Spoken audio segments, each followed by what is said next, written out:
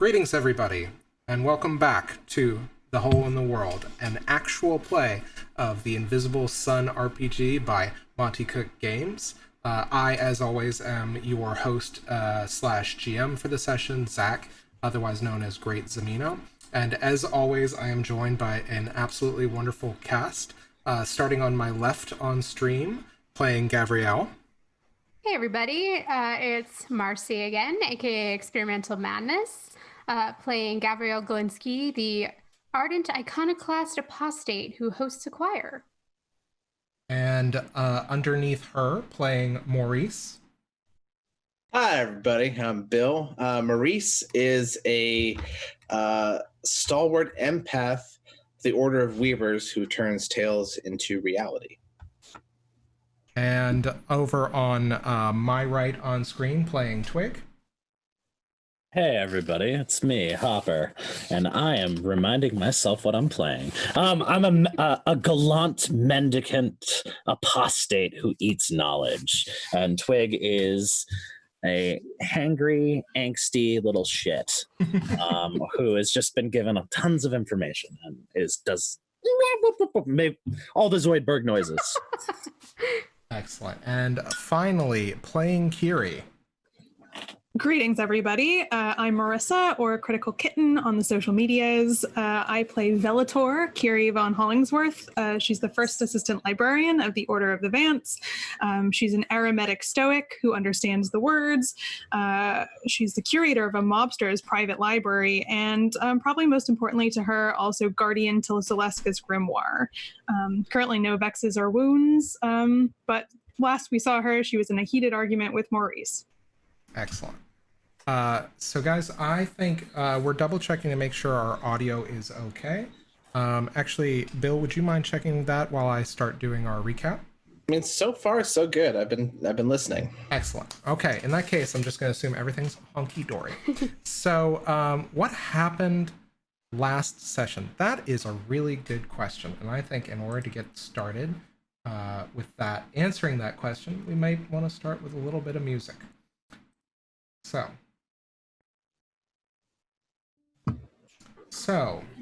not too long ago, you guys had, basically accomplished a great many things within the Topiary district. One of which was you guys had managed to take down a would-be disciple of the Church of Midnight, one Ella Ganadel, who you later found out in a kind of semi-interrogation didn't really know what she was up to and about. And this resulted in some gratitude from the city in the form of a small reward, as well as a purloined reward from an associate of yours. But that being said, I'm more interested to see about how you guys felt about that session and what you think transpired over the coast. What were the most important events? I open the floor. I think for Maurice, the conversation with Ella was the beginning of a series of disappointing conversations he had last session. He was really disturbed about Ella's kind of nihilistic rage on top of her not understanding what she was even doing, which turned into a conversation, kind of a continuation of a conversation that he'd had with Gavriel and others of this group about what is the nature of Saturnine, this world that they have inherited, that they have roles in before, and the kind of philosophical differences between them. And then finally, when he was reunited with Kyrrie, the mismanaged expectations and the conflict there. So Maurice had kind of gone to bed disappointed, and as soon as he entered his home, got a face full of spider web and had to deal with that. So that was kind of these are the thoughts kind of circling around in his mind as he drifts off to sleep. And you guys tell me a little bit more. I know with regard to expectations, I think there were some about your relationship with King Nine and Kyrrie as well. Absolutely. I think for Kyrrie, she's she's been off on her own for a little bit, and so only at the end of last episode did she rejoin the party, and so she's gotten into a place where I think she's felt like she has control. She's just been promoted to Velator, so that was a big confidence boost, a big kind of stroke to her ego.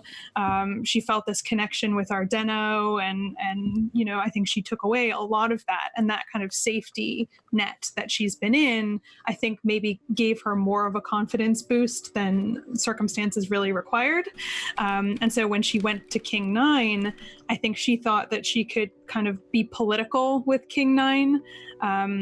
And in so doing, she revealed kind of the group's plan to him about helping Basil, which had some consequences. And so I think, she's not used to being in a position where she's out of her depth, or where she has caused some sort of political ripple or things of that nature. And then, of course, to come back to the group and suddenly have this conflict with Maurice, she's feeling on a little uneven ground, I think. It hasn't sort of gelled for her, the being back in the group quite yet.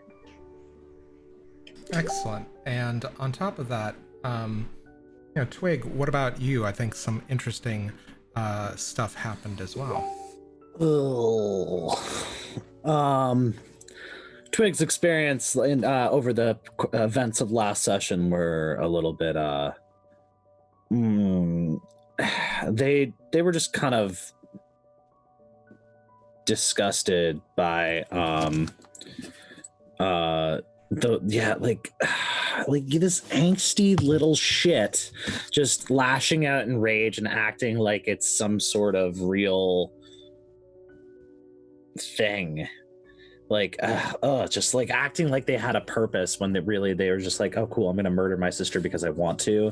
And then these, I don't know, the Church of Midnight, this expectation that like you can just be a shitty person and you'll be rewarded for it, is like the dumbest and most infuriating thing they can possibly imagine.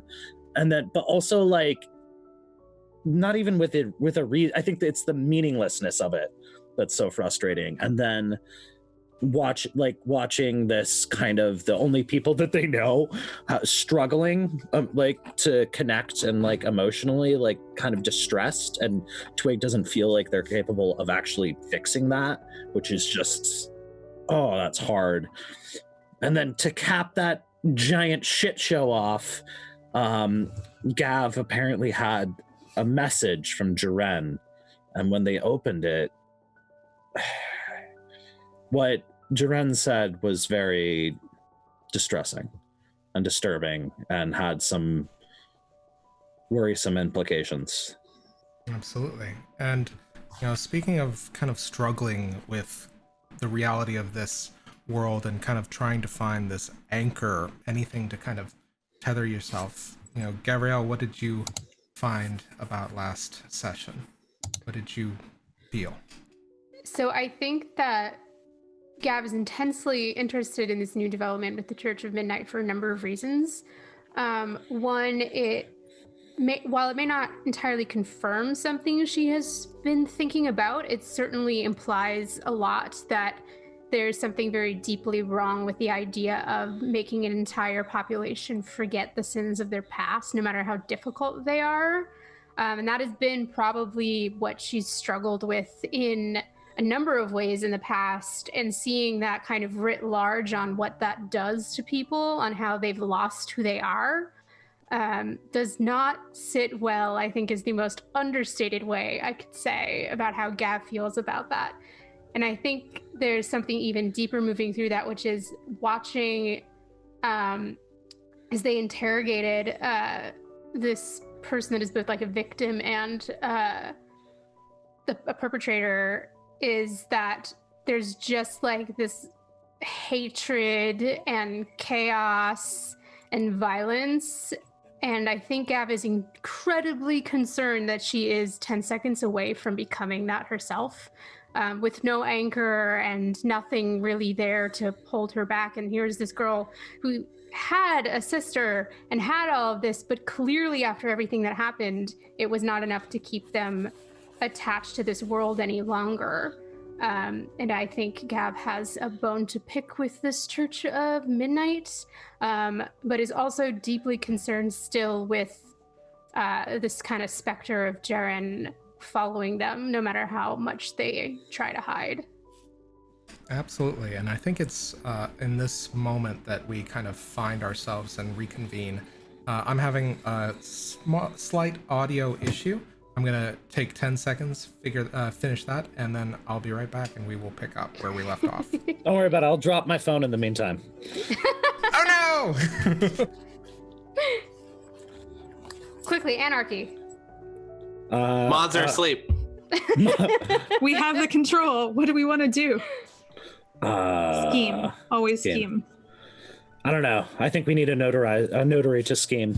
It's too late. We had our chance. Sorry, no time for plots and schemes, I'm afraid. So yeah, I think that essentially we open. The three of you have stayed behind in the safe house while Twigg has gone wandering. What are you guys talking about before you settle down to rest? I think Maurice has is making his nightly routine. Like he's done talking. His body language says so.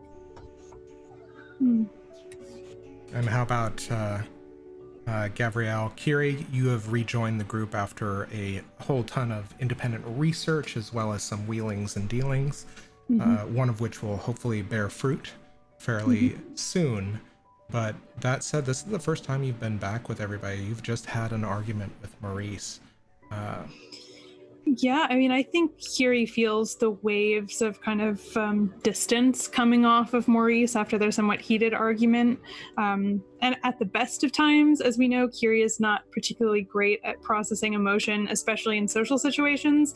So I think she's really kind of perched on like a couch or something, like with a book, because that's her answer to not knowing what to do or how to solve something. She kind of just goes into herself and goes into the world of books, which is what she knows best. But I think she keeps peeking up over the edge of the top of the book to kind of steal a glance at Maurice and Gav every once in a while. And I think, I think Gavriel, with your not only divine perception, but your fairly honed skills of perception also catch this. Yeah, she's sitting, she's probably like twirling either one of like the glass or crystal orbs like around in her hand. She's like leaning back against the couch, maybe with like feet obnoxiously still in her boots, propped up against a coffee table that I bet is annoying Maurice, if I had to guess. But knows that he's a little too tired to argue with her about it, and she's taking advantage of it. And she's watching Kyrrie with just like an intensity of focus, just sort of what like you were so insistent on staying in the library, and you've now taken like your test, and you've come back. She doesn't really see any like long like all of these things that you promised about like solving or bringing back. And she's just sort of watching you while they had all gone on this pretty intense investigative quest, and she had done her own digging in the undersling. And I think there's still like remnants of the bruises and cuts that she's received from her fights. She's just watching Kyrrie just being like, hope everything was worth it for you in your little library and up with the rest of the Vances. Kyrrie looks up and says, "Oh, are you talking to me, Gav? Sorry, I'm a little. I've been reading." Yeah, I know you do that a lot. Well, I am a librarian. I sort of in my job description. If I wasn't good at reading, I think I wouldn't be qualified to do my job. Now, would I? Look, I'm not here to disparage you or your work. I think there's been a bit of a misunderstanding in that regard. Just in because what way? I'm not book learned doesn't mean that I don't respect it. Well, you and Maurice were quick to run out of the library. All that time back in King Nine's library. Because not all of us are suited for library work. And you couldn't have waited, a little longer? I've done a lot of waiting. I've done It's true. over a year of it, in fact, and then everyone lands together and suddenly I start getting lead after lead after lead about what everything is happening in this world and the people that might be chasing after us, and any chance that I might know exactly why I was forced to come back to this godforsaken place, and you want to stay in the library. So It's I not that I- apologize if I seemed a little over-eager in leaving. We have 2 months to try to get ahead of this Jeren and everything else, so I was not keen on staying in the library. That's understood. Look, I'm not good at explaining these things. I'm not good at figuring out how I feel about something, but I think it was the manner in which you and Maurice, and she just kind of gestures at Maurice as well, who's presumably still doing his nightly routine. It's how you left, not so much that you left. I'm not very skilled in those other things. I couldn't hold my own in a fight in the Undersling. I would be murdered probably. I've only read about that kind of thing. I've never actually been involved in that sort of action, but places like libraries are where I can be useful. And I know that's not everyone's skill set, but I stayed with all of you when we've been in places that I haven't been able to contribute as much, like that fight in the carriage on the way to King Nine's place even is a great example. I was pretty useless against the highwaymen, but you, Gav, you did most of the damage in that encounter. We didn't really have much of a choice there, did we? It was either we get rid of the highwaymen or we die. It's pretty simple. It's true, I suppose. But all of that being said, both you and Maurice have a lot in common. Probably a lot more than you think that you do. You love books and you love the stories within them. But you're so unwilling to recognize that this is not something that's going to be curated or written away. You, both of you. She's not sure if Maurice is really listening, but she's certain that he can hear her. Kyrrie's gonna look at Maurice briefly to see if he's engaged. He is sleeping with his back to you. Both of you have such authority. You speak with all of the weight of this knowledge that you curate, that you know so much. But none of you are willing to live it. You can't just stay in a library and curate away all of your life. There's something that's out there. I can't relate to the need to keep everything orderly and together, but I can respect the notion of keeping history. But I'm trying to find out what part of that history is hidden. And we can't just do that in a library. The real danger is out there, and I regret a little bit. I saw you wanting to stay behind as cowardice. I know that that's not the case, but we must meet each other somewhere, at the very least halfway, or this whole... Look, if we were to be arguing in a time of war as a unit, we would have all died. That is the only way I know how to see all of this. There's an enemy out there. It can't see us, but we are very, very close to seeing it. I know when it's time to take the shot. And I think that's what you bring to us, Gav. You do. I certainly don't. I have never been a soldier. I've never been trained in any sort of war. In fact, I've never even been on a front line. How do you know? Well, as far as I know, I suppose. I've been thinking a lot about memory recently. Someone I know and I'm close with back at the university, he showed me his wicked key. And he was so connected to it, and it was this piece of himself from a time no one can really remember. It just the fragment of a moment that's been long gone. but it defined him. It has defined him in a way. That's what I want. That's what we all want. I wish I had that. I don't. But at least you have some sense of purpose. You have your library and you have the Vancian Order. But it's a cage. You said so yourself. She looks like she wasn't expecting you to agree with her at that, especially like calling it a cage. So she like is taken aback genuinely by that. Yes, it is. This whole place is. You know, Twigg and I had some conversations when we were in the library, and one of the things they said to me was that you can't just live your life in a cage, even if it's safe, even if you feel comfortable in it, that you have to push and move forward, even though that moving forward is uncomfortable.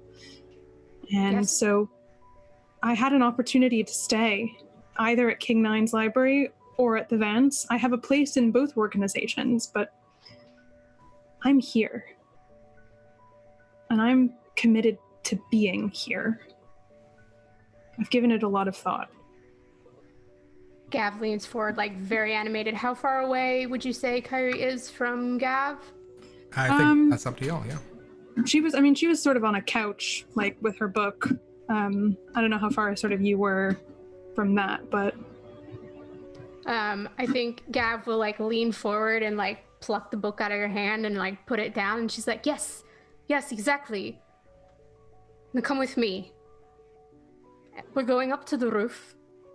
If there's like a way to do that in this magical safe house, because I recall there being one.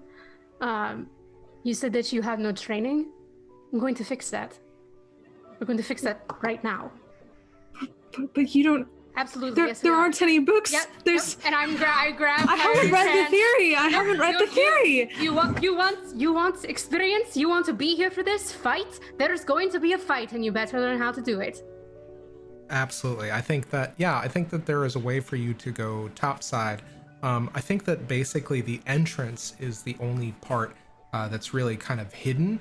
I think that this would otherwise seem like a kind of an abnormally shaped house, otherwise kind of on a sleepy topiary district street.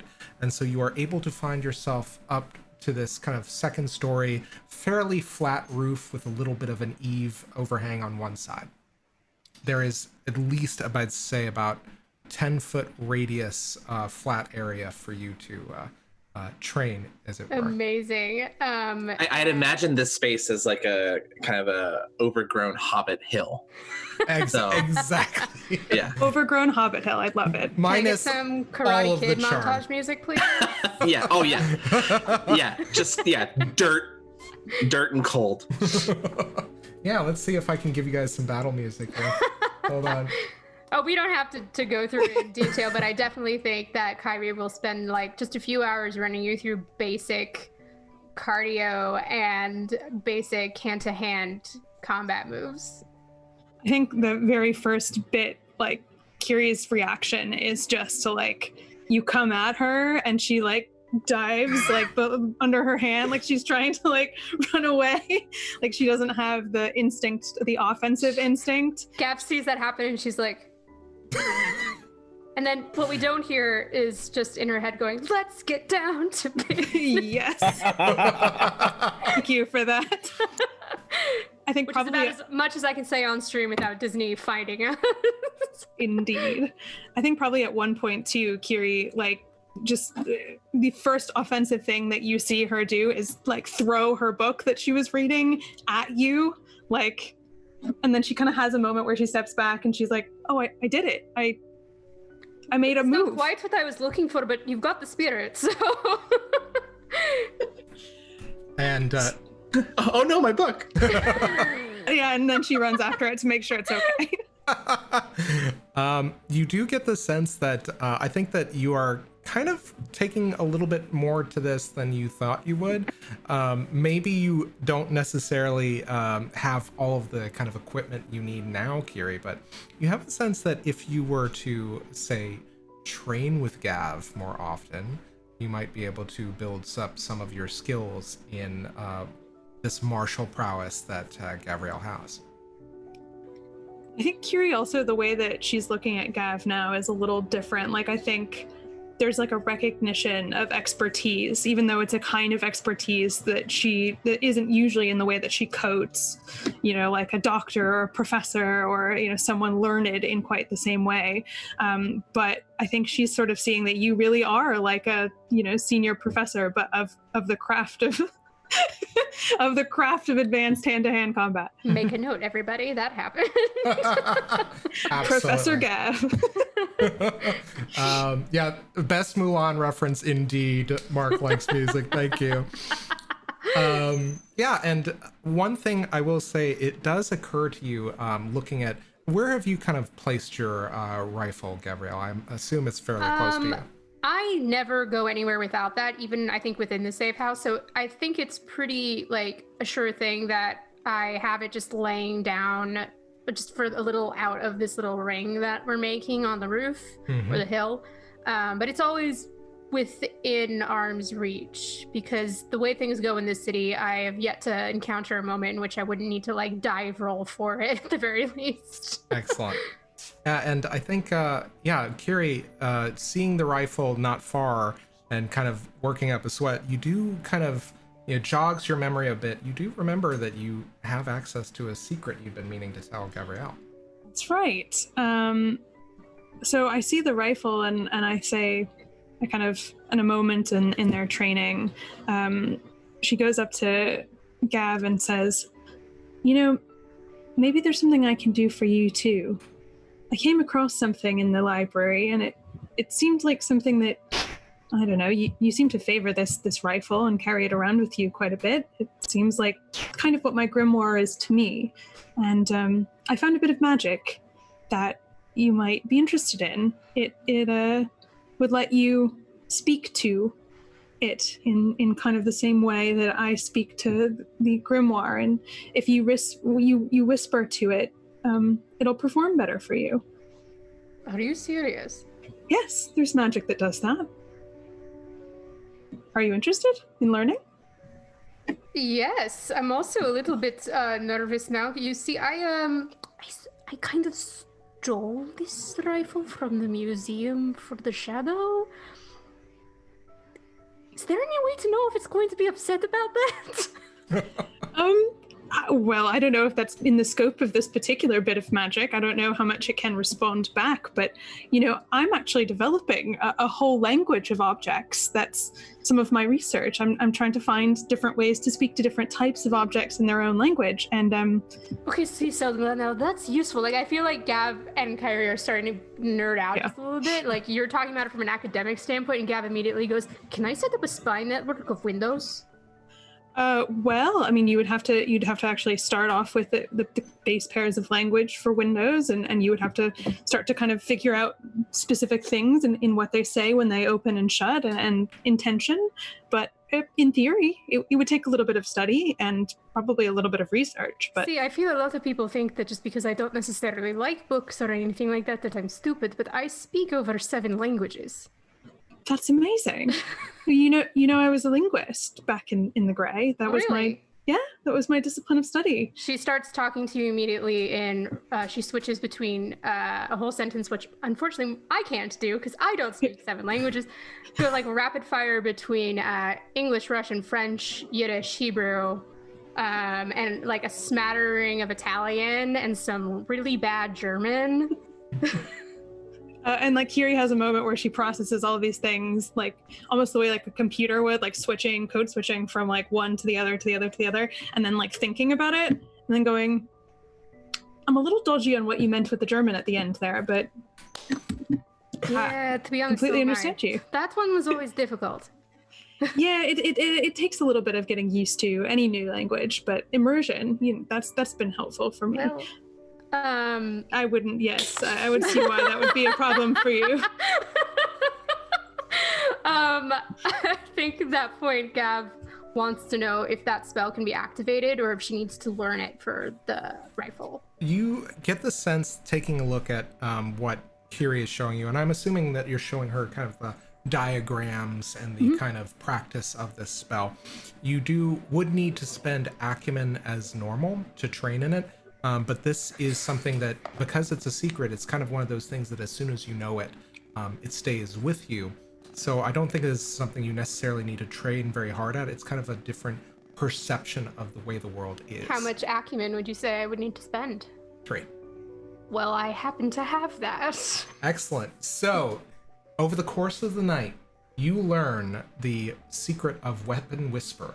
You can whisper soft commands and assurances to your weapon as an action. For the rest of a combat encounter, that weapon's level is increased by 1.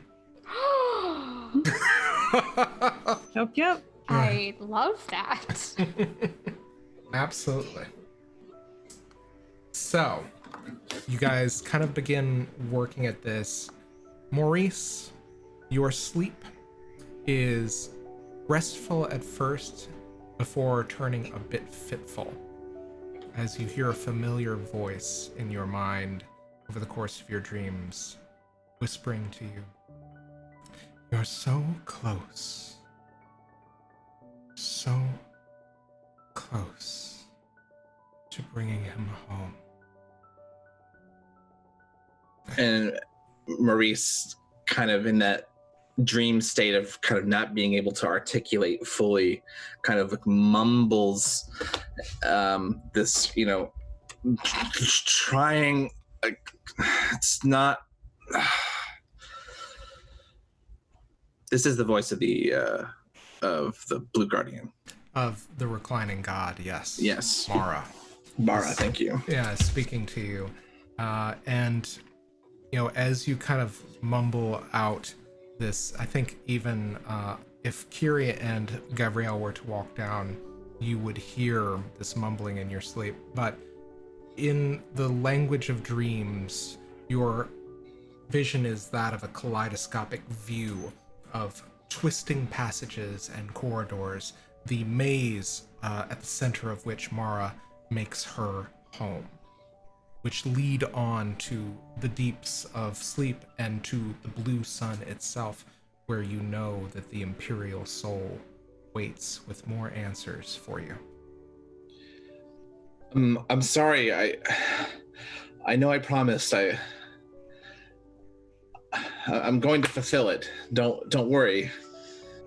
I know, my prodigal son. And you begin to have a peaceful, tranquil rest after that point. At which point, we are going to cut to Twigg. Where are you in the Topiary district? I don't think Twigg knows. I think we're wandering. We're wandering. You are wandering. It is evening. You see several people walking. It is not necessarily time for bed. We are following you when you had just left the party, so to speak. And there are people out on evening strolls. You see a gigantic cat-headed woman walking a small man, roughly about kind of up to her knee on a leash. And she gives you kind of a curt, polite nod as you continue wandering. But otherwise, this seems like a fairly inconspicuous evening. Very tranquil, very peaceful. But you are indeed kind of still grappling with the knowledge of Jeren's message. Yeah, Twigg is scared. Twigg is really scared.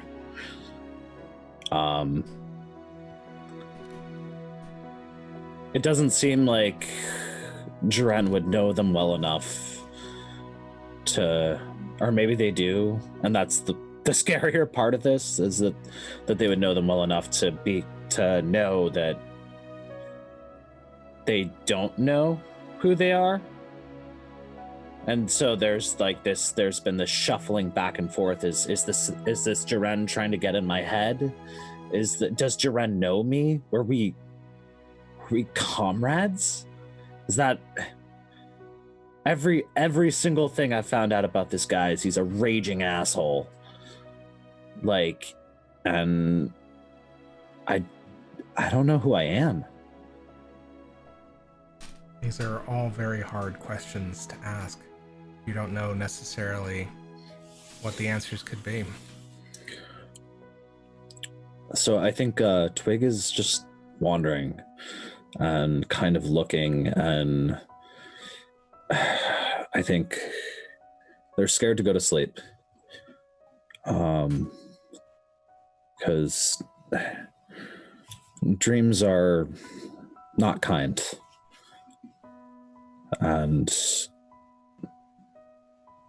this feels like one of those times when sleep is not going to bring answers. It's probably going to bring just, at best, more questions, at worst, bad tidings and bad times. So they're traveling through the Topiary district, I think, just pretty aimlessly wandering, just looking for distraction, looking for answers in a place that likely has none. Just what kind of lighting is in the Topiary district? Is it largely dark, or is there light? Like, it's largely dark, but you see that like most cities in the evenings, there are kind of street lamps and street lights that dot the occasional block. Maybe every other block there's a street light. But in the case of the Topiary district, this takes the form of these winding roots that kind of form a large cylinder ending in a phosphorescent bulb on each corner. So I think Twigg is just kind of traveling from one point of light to the next pretty aimlessly, like just gets to one and then looks and then chooses and then goes. Interesting. So I have a question. If I wanted to spend, can I spend hidden knowledge to find the answer to a question I don't have? Well, I can certainly see if there is a way to do that mechanically. Why don't you go ahead and tell me what you're trying to find out? I don't know. I'm not trying to find any. I think Twigg is desperately looking for literally anything that is familiar. Even it doesn't really matter what it is. It's just a port in the storm, a bit of driftwood to cling to in this situation where there's no answers, but the problem is there's not even questions to have answers to. So, because you are a Logivore, and because you have kind of access to this part of yourself that you are still kind of grappling with, I am going to set a difficulty task of 9. I am going to turn a card. You can spend Bene however you want, and this might give you some sort of elucidation. But you have to hit the 9. Bene or sortilege? Either or. You can roll twice, or you can does add hidden one knowledge do anything for me? You add 1 to your venture. Okay, so I'm spending hidden knowledge and sortilege, I think. Okay. So that means you have 2 chances to hit an 8. Okay. And actually, why don't you add 1 for your training as a apostate for informal knowledge? All right. So I'm going to turn the card. You go ahead and roll. Oh, yeah. That was a 1 and a 9. So excellent. That is a 9 on the sortilege dice for the record. All right. I don't know. So the card I turned is Dangerous Elixir, which amplifies indigo, the color of truth, and it diminishes the color gray, the color of illusion and lies. Are these cards cursed? It's just my browser. I have no idea what it does. Powerful magic comes in small, perhaps even innocuous forms. The dangerous elixir proves that to be true. It is powerful and transformative, but is it a boon or a bane? Are the potion's effects harmful or helpful? It's all about the risk you're willing to take and the consequences you're willing to face. It offers power, but at a risk. Power can backfire. Dangerous elixir progresses transformation, and that can be literal or figurative. It might transform a situation, changing the outcome of events, but there's still always that risk. Something's going to change, but will it be good or bad for the person in question? Should one turn the alchemist and dangerous elixirs consecutively? This is called the ultimate transformation, and it suggests total and complete upheaval of the situation and possibly someone involved in it.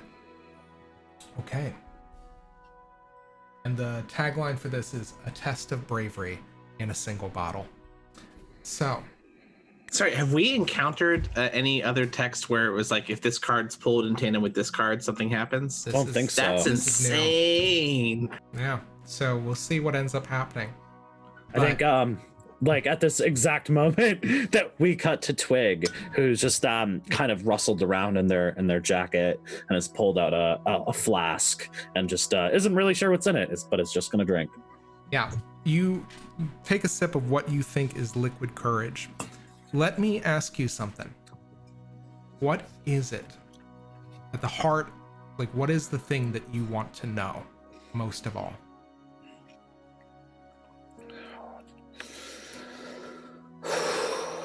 Twigg. Wow. Tough questions on a Sunday afternoon. God, what does Twigg want to know most of all? Twigg wants to know that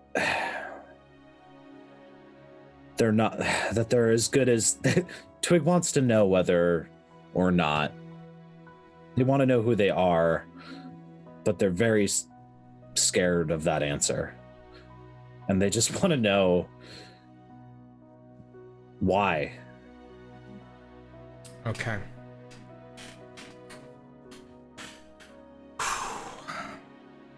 You take a sip,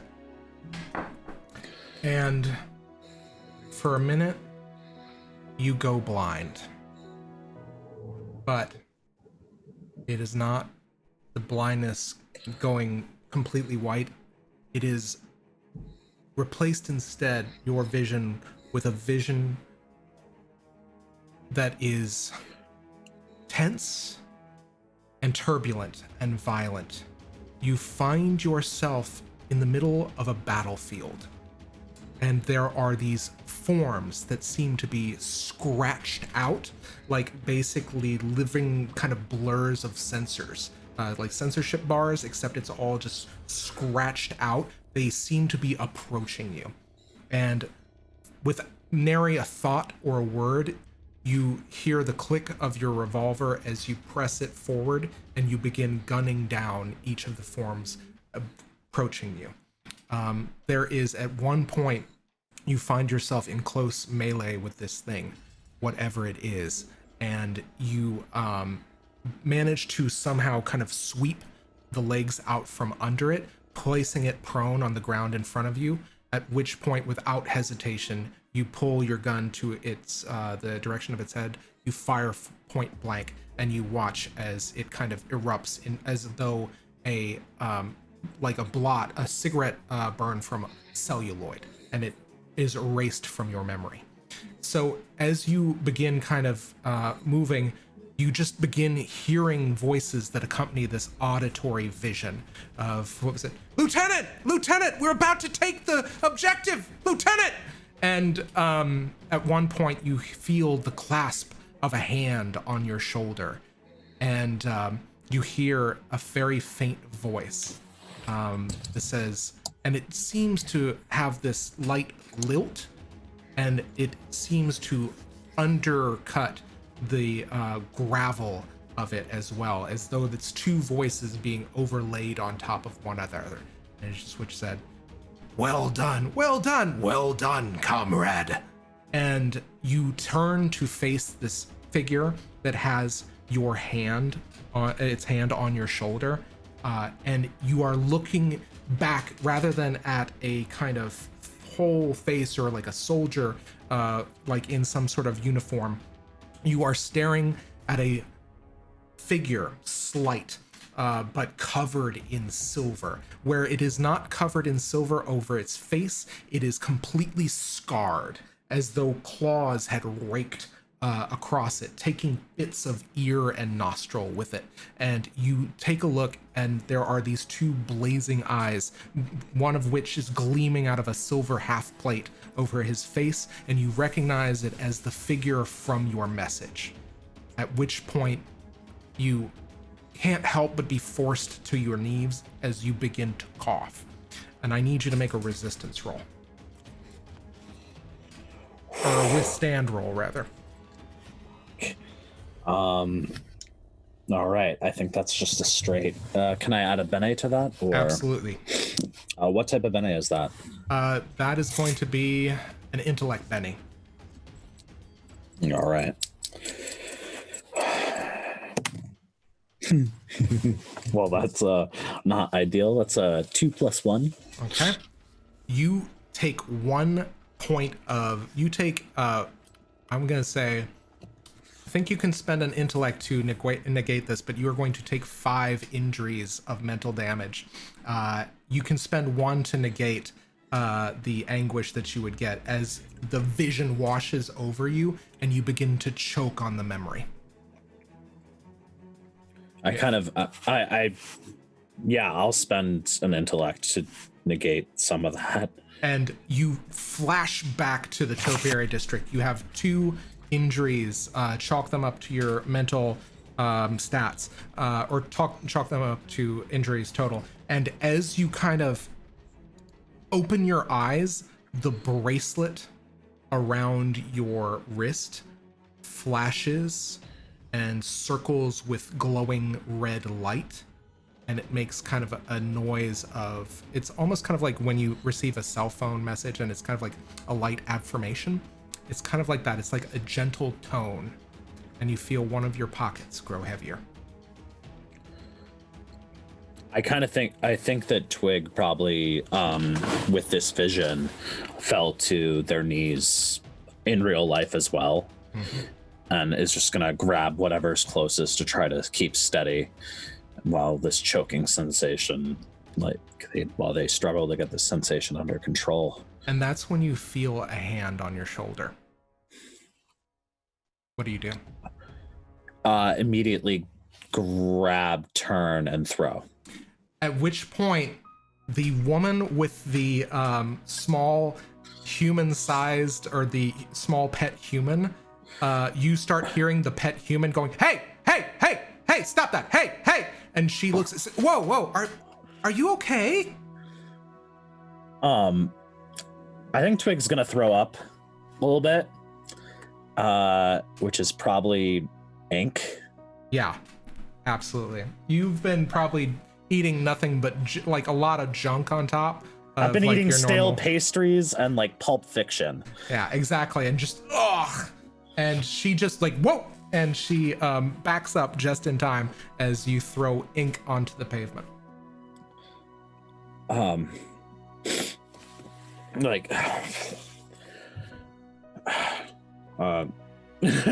Does she look friendly?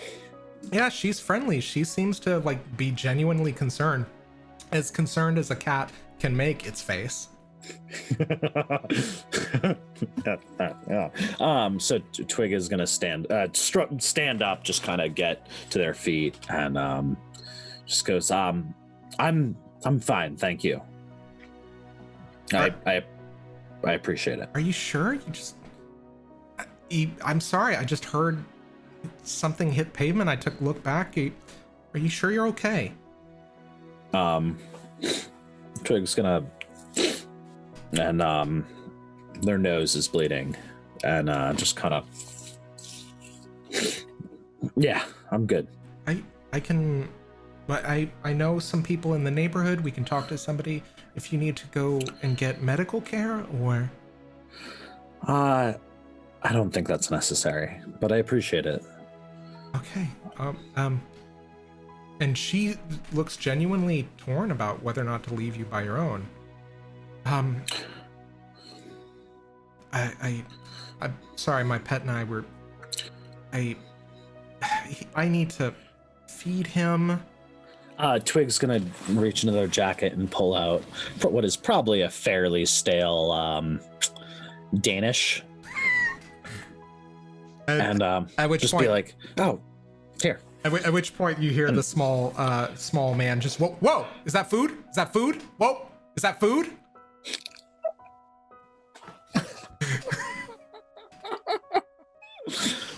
I'm just I'll hold it out to her. I'm not gonna presume maybe he has allergies. I don't know. Well, maybe as a treat later. He's got a very strict diet. So yeah, I'll just drop this Danish into her hand and then just kind of go I appreciate it. Thank you for stopping.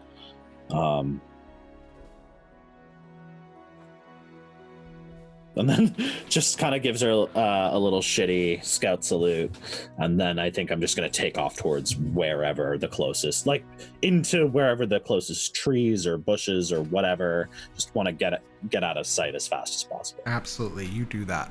Is there anything else that you do once you're clear? I think Twigg now has a specific goal, and that goal is to find somewhere isolated, preferably not lit, and wants to spend some time looking at the sky. There is an empty lot not far, and let me go ahead and reshift that again. There is an empty lot not far from what you understand and see the edge of Tallesbury Park, where you met Quirkus. There is a small kind of empty lot between several houses. It seems to be apparently a little bit overgrown. But you see that the weeds and the various kind of shrubs that make up, kind of like these unhealthy shrubs in the lot, make up enough cover for you to kind of get your bearings and not be disturbed. I think Twigg's gonna find a space that's just, out of sight and just sit down and look up and probably wait and eventually lie down and just stare at the stars for a while. Okay. And as you stare up at this crystal clear night sky, there are stars that wink out at you. You have no idea where these stars come from. It is not, a defined... It is not defined to you what stars shine in the indigo sky. But they provide no less comfort than the stars you might have seen in the gray, in the lie. And as they twinkle to you, you find your rest finds purchase on this kind of half shrubbed, half asphalt lot, and you gently drift off to sleep. Okay. So, we're going to open back up start of the day and rejoin our team in the safe house. Maurice, you are awakened by the sound of a key turning in a lock. So I think Maurice kind of rubs his face and wipes the sleep from his eyes and is a bit disoriented. And then goes towards the front door. Do you open the door? No, he walks into the room and looks at the door from about 6 feet away. At which point you hear the gentle sound of the door opening and you see a familiar gray duster draped over a mound of kind of a pile of gray layers of clothing, as you recognize the Gray Reaper Ashwin Kyrrie is entering into the safe house. Maurice sighs so deeply. This is more of a relief to him than the rest that he'd just gotten previously, and says, Ashwin! It's good to see you. Great, you're still here. I'm glad. Is it just you, or? Whole gang's here actually, but I have some good news. Tristan is safe. Yeah, I heard. That's it. Your whatever you did, it's in the sight and sound. Oh, is my name in there? No, they just said a group of good Samaritans or investigators, independent investigators. Yeah, they describe all of you. I suppose no good deed goes unpunished. I didn't want anyone to know we were here. I'm sorry. I thought. Hey. I thought it'd be good. I thought it would be a good thing. You did great. What? And he puts what looks to be kind of like an umbrella, a big, gigantic golf gray umbrella, which I think Gavriel was kind of on the receiving end of almost that dagger pulled out of the cane, or kind of the umbrella handle. He says, "What are you talking about? You did amazing. I mean, Tristan's gonna be fine. They have Ella in lockdown. I can't believe that happened." And that story has a nice bow on it, but my story, the one involving the four of us, I think I might have just put us in danger. But never mind all that. It's good. We just lost you, Bill. Sorry. It's good to see you. What have you been up to?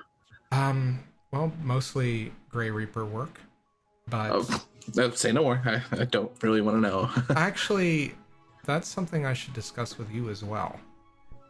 Is everything okay? Everything's fine, but you're causing a bit of a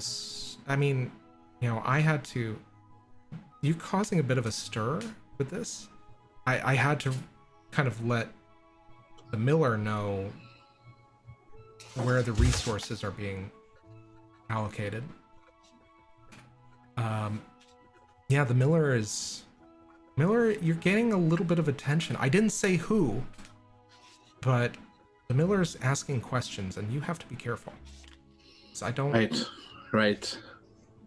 Attention with the Hindasa, attention in Topiary. I don't think I'm doing a good job of laying low. Well, I mean, I will cover for you. I will do my best, but it's just nobody knows what the Miller really wants, and I don't know.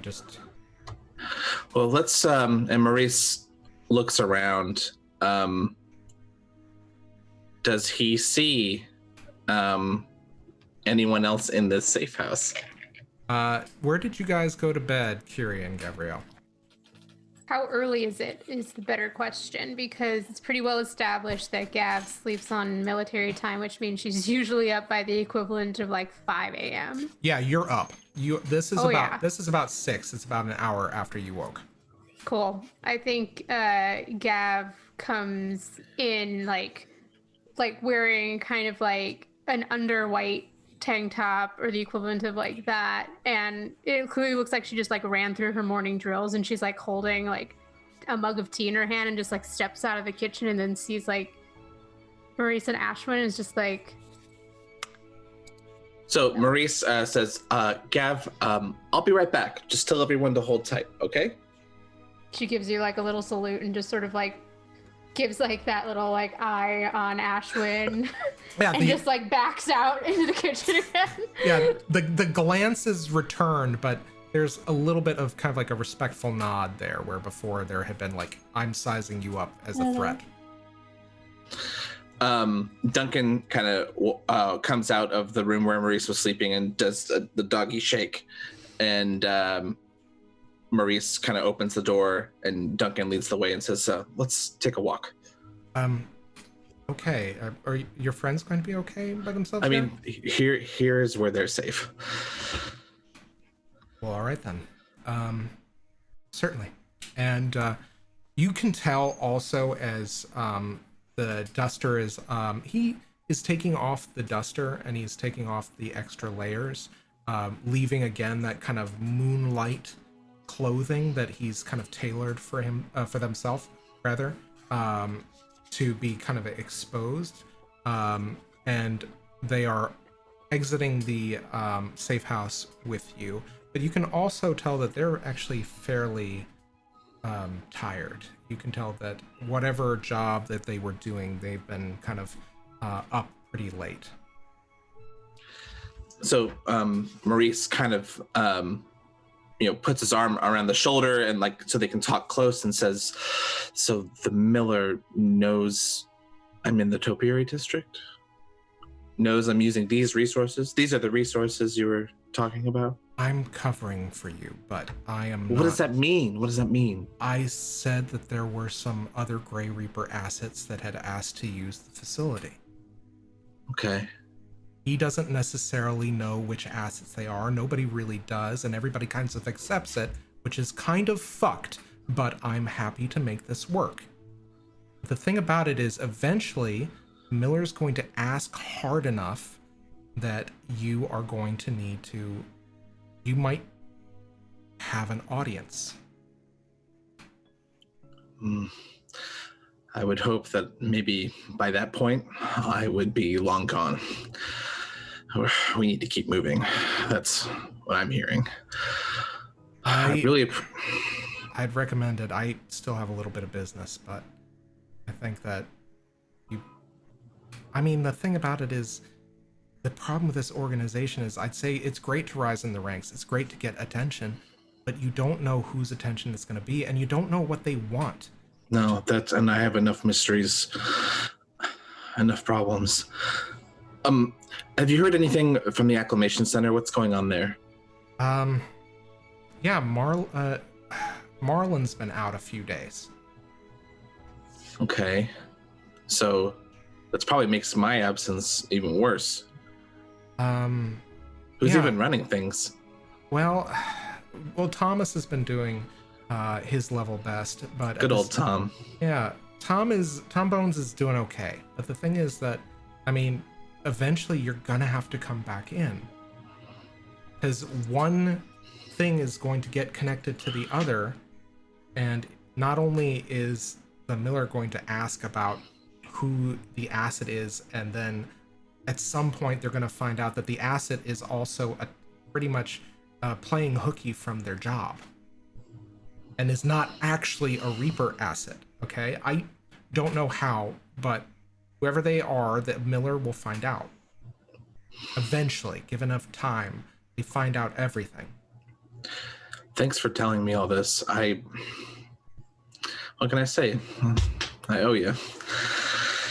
Well, we'll figure out how you can repay me later, okay?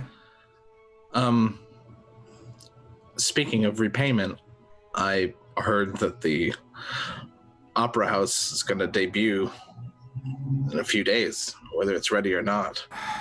Well, that's neither here nor there. I think that they have allocated a team to pull the rot out, pull out the house cancer. I don't know how successful it's going to be. Huh. Do you know when? Well, before the concert, obviously. Absolutely. I think, the concert is going to still take place at the radio station, at their performance venue. I don't think they're going to be able to get the Opera House ready in time, but I'm sure there'll be some big inaugural performance within a month or two. I see. Okay. Well, can you do me a favor? What's that? Don't risk anything else for me. I'll be out of your hair. I'll be out of this, and you won't have to cover anymore. I don't want anything. I don't want you to take more risks on my behalf. Maurice, I'm happy to do this because... Are you? Do you know what kind of shit we're in? Frankly, I don't. And I'm not gonna... Wow. Well... I'm sorry, I thought I was doing you a favor here. Yeah, but I mean, an informed favor versus just a favor. I mean... Oh, I'm sorry, I didn't realize one or the other was more valuable to you. No, nothing like that. I mean, I wouldn't want to use you like that. Look, you call up a friend and ask them for a favor, they're not going to think too hard about it. And that's what friends do. But if I told you what we were in, you might think twice. I don't want to put that on you. Look, Maurice, you helped me figure out who I was supposed to be. And I don't think that that's ever something I'm ever really going to be able to repay. I owe a lot to you, and I'm trying to help you, and I want to help you because... And you have. Listen, we're dealing with King 9. We're dealing with Jeren the Devourer. Listen. I don't want you to get involved in this. Do you hear what I'm saying? Did you say king? I didn't say anything. I didn't say anything. Oh my God. And I let you into the house. And we're leaving. Right? You... Look, At least, I mean, I was right. He's gonna put you... if you get on his bad side, he will put you through a meat grinder. Look, you can obviously stay. I think we need to leave. The Hendasa has at least some measure of cachet. How did you ever fucking meet King? Look, I'm sorry, right? This is what I was saying. Please don't do any more favors for me. At worst, you'll just delay the inevitable, right? Just let me disappear. We'll all disappear. And maybe the only thing you'll have to face is the Miller. I can imagine saying that like that's a good thing. Maurice, I deal with people hiding day in and day out. I have to pull them out of the lie. I mean, if you want, I can find a way for you to go back to be perfectly safe, if that's what you want. I'd like you to make a interaction roll, Maurice. Alrighty. The difficulty level is going to be 7. We'll spend 1. And that's a 1 on the die. This, you can't, like, you are so kind of caught up in this moment of what the hell do you do that it's absolutely inscrutable to you exactly the emotions that are going through Ashwin's face. But you just know that whatever this offer is about sending you back to the Grey to be safe, it is very sincere.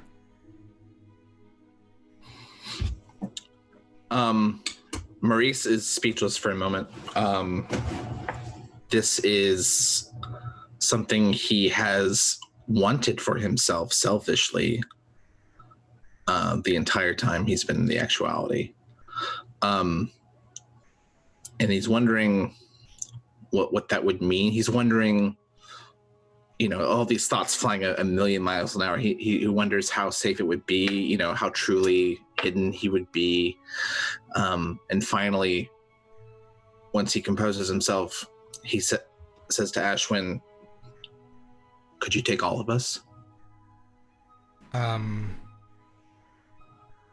Maybe. I think be harder to kind of sneak you in, but it's something I can do. I think. The danger's not to me alone. I would only agree if you could do it for everybody. And even then, it might just be temporary. And Maurice kind of claps Ashwin on the shoulder and says, it would mean a lot to me. Let me work on it. Let me work on it. And I think at this point, like, Maurice is kind of like, they've been kind of meandering, and Maurice turns them back towards the safe house and says, you kind of look like shit. Yeah, let's say I worked an overnight stakeout, so to speak. I hope my bed's not still warm, but let's let you get some rest. Sounds like a plan. And you walk back to the safe house together. Okay, I think that is a good point for us to take our half break. Guys, we are going to take another 5-10 minutes. You guys go ahead and grab a drink. First off, also, thank you to Mark Likes Music for throwing us a bunch of bits. So thanks, buddy. Woo! Thank you. And guys, we'll be back at 6 on the hour. So we'll see you guys then. Don't turn that dial. And welcome back, everybody. Thanks so much for rejoining us here on The Hole in the World, and an Invisible Sun actual play. Invisible Sun being an RPG by Monty Cook Games. I am once again joined by my brilliant and lovely cast, where there has been some tumult in the past half of the session, but it's okay. It's the morning. Nothing can go wrong with the morning. Watch me. Or can it? Very uncomfortable with that statement.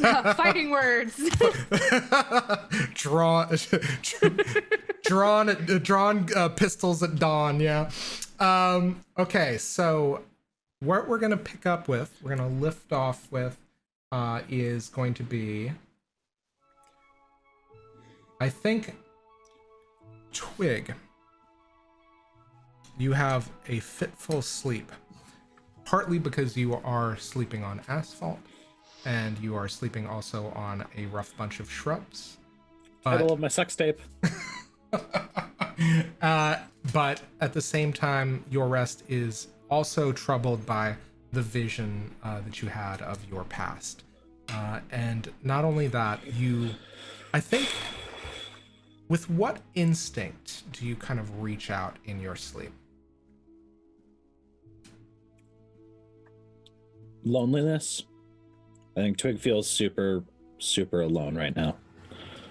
And even with this family, that, like, this kind of found family, I've known them for a few weeks. Everything's terrifying. Everything's alive. And then, like, it just seems like they just don't feel like they belong in this world. And there is a moment in this kind of pattern of REM sleep where you are reaching out for something, anything, anybody to help you through this trauma. And you feel a set of delicate fingers, delicate, the skin atop them at the very least, but the hands rough and calloused, as though having worked in a garden for a very long time. And in your vision, you see a woman with striking green hair falling down to her shoulders, looking at you inches away from your face, smiling, and she closes her eyes, this smile dancing on her lips. She puts her forehead to yours, the two of you touching noses, and she clasps your hand in hers, holding it close to both of your hearts, which you can feel beating in your chest. And as you wake up, you find in your grasp a roughly hand-shaped set of vines and tendrils. And in your grasp is what appears to be the hand of a humanoid-shaped shrub, which you can tell is alight with the glow of the same magic that you brought, that allowed you to bring Literalum into being. What do you do? I think Twigg gives a little start and probably just kind of like squeezes instinctively. And like, what's my initial read on this? There's somebody holding my hand, and that's super weird because I just woke up from passing out in an abandoned lot. But it's like, but this feels familiar. This magic is this tastes like me. Mm-hmm. And yeah, I think with that same kind of trepidation, you kind of start, and the shrub kind of starts with you and kind of takes a step back, if it could take a step, and it says, in this kind of whistling language that's very reminiscent of the language you spoke with Quirkus, just, hello? Yes. Are you my parent? Hi.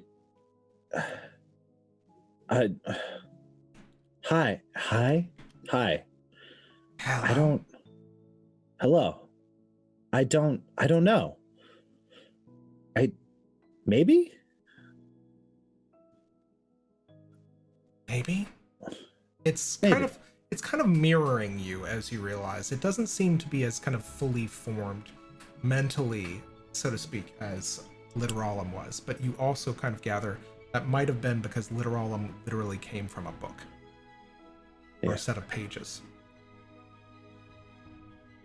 And I think Twigg looks down at their hands and kind of looks at this blood that's been smeared from their nosebleed the previous night, and the ink that had kind of splattered on their boots from throwing up, and just kind of,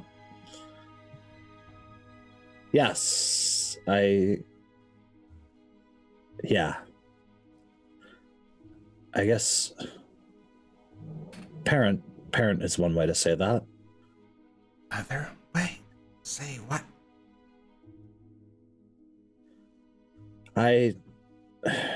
You might have come from me. And it just, there's a moment, a brief pause. Okay. And Twigg's just like kind of a little bit freaked out and a little bit awkward, and is just gonna reach out and just like pat what appears to be, I mean, does it have like a head type? It seems to be kind of like this bush, this shrub, and where you normally might look for eyes, you just kind of see eye-shaped gaps in the hedges, and every time the wind kind of rustles through it, it kind of forms almost like a mouth, as though it's speaking, but it only opens when it speaks. So I think Twigg will reach out with their other hand, the one that's not holding the tendril branch, this viney branch, and we'll just very gently run it along the very perimeter and just be like, I'm sorry, I didn't mean to do this. Sorry? Why sorry? I don't know. Are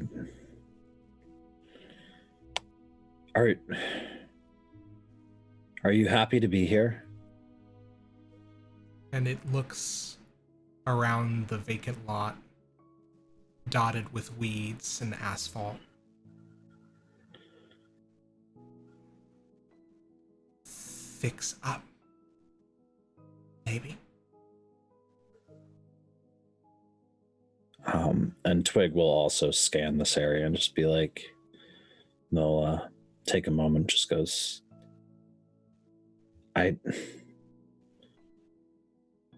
if I'm around long enough, I think I can do that. Leaving? For a little while. And it seems to wither a little bit. But I will be back. I'll be back. Promise? I promise. Okay. Fix up. Yes, yeah. I'll and Twigg is just kind of like, yeah, I'll fix up. And yeah, I think at this point, if you want to leave the lot, you can. So I think Twig's gonna stand and just eventually let go of this little vine, and make their way back to the safe house because it's dawn. Oh, and I rolled I rolled all my spells and everything. So I currently am rocking Plentiful Pockets, Inculpable Aura, and my body is a weapon. So here's the thing. You've cast one spell in your sleep, which I'm going to draw a card for. Which is, yeah, this is the assassin. But in this case, the use of skill and finesse overcomes extremely difficult odds. Something the PC does not like comes to an end. An NPC foe is betrayed by one of their own. I'm going to use the joy rules for this because you did something to work against kind of like the darkness that you were feeling. And in this case, I think that maybe for an unintended consequence, you have overcome your loneliness and enkindled life. However, I've decided to be a little bit of a stickler. And because you are casting 3 spells at the beginning of the day. Well, I don't cast them. I just make sure that they don't deplete. Exactly. Okay. But in exchange, we're going to turn another card. I'm very sad that we didn't get the Alchemist, but... Yeah, that. Here we go. This one's a good one, too. Enticing Jewel. It is invisible. Greed, money, beauty, goals, success. The light at the end of the tunnel, the brass ring, the center of the target, the object of our desire lies before us in the form of the enticing jewel. We want it. We have to have it. It represents beauty, but the side of beauty that demands attention and probably possession. It is the beauty that can sometimes call to our darker natures. It brings out greed, ambitious, and selfishness. And I think that with the turn of that card, you remember in this moment, your pocket grew heavier during your spasm of your vision. Just something to think about.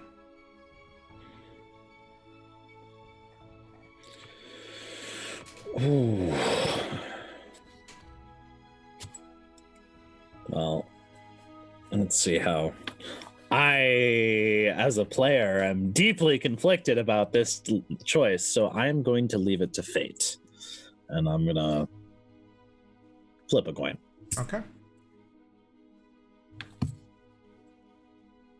Wow, cool. That's cute. That was a 99 on a percentile roll. I think Twigg is going to reach into their pocket. You reach into the pocket, and inside of it is a single red flickering gem orb. As though your suffering granted you some monetary sustenance, so to speak. And you, gosh, I wish that worked in real life.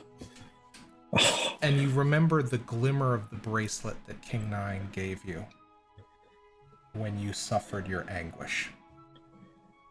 Oh. King 9 is farming you, my friend. Oh my god, that's so dark!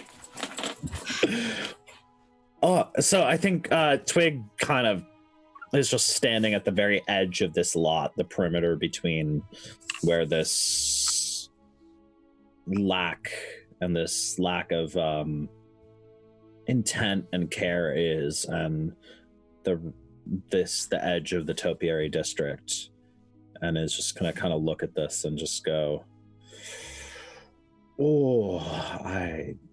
internally thinking, I do not have the spoons to deal with the implications of this right now. And they'll just kind of shove it back in the pocket. Just, that's.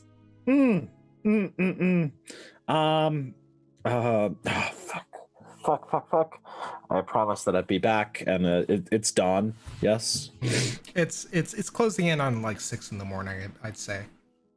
Okay. And I'm gonna do my best to make my way back to the safe house. Yeah, and I think it takes you a bit of time. It takes you probably about a little bit of time. I think, Maurice, you've probably finished your walk with Ashwin by this point. Have you returned to the safe house as well? Yeah, I think Maurice wants to grab, what was the name of like the newspaper that Ashwin mentioned? The Saturnine Sight and Sound. Maurice grabs a copy. Absolutely.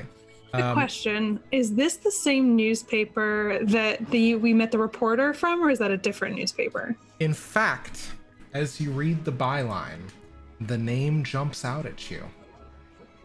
The name, if I can look up the name of my own NPCs here. Let me double check.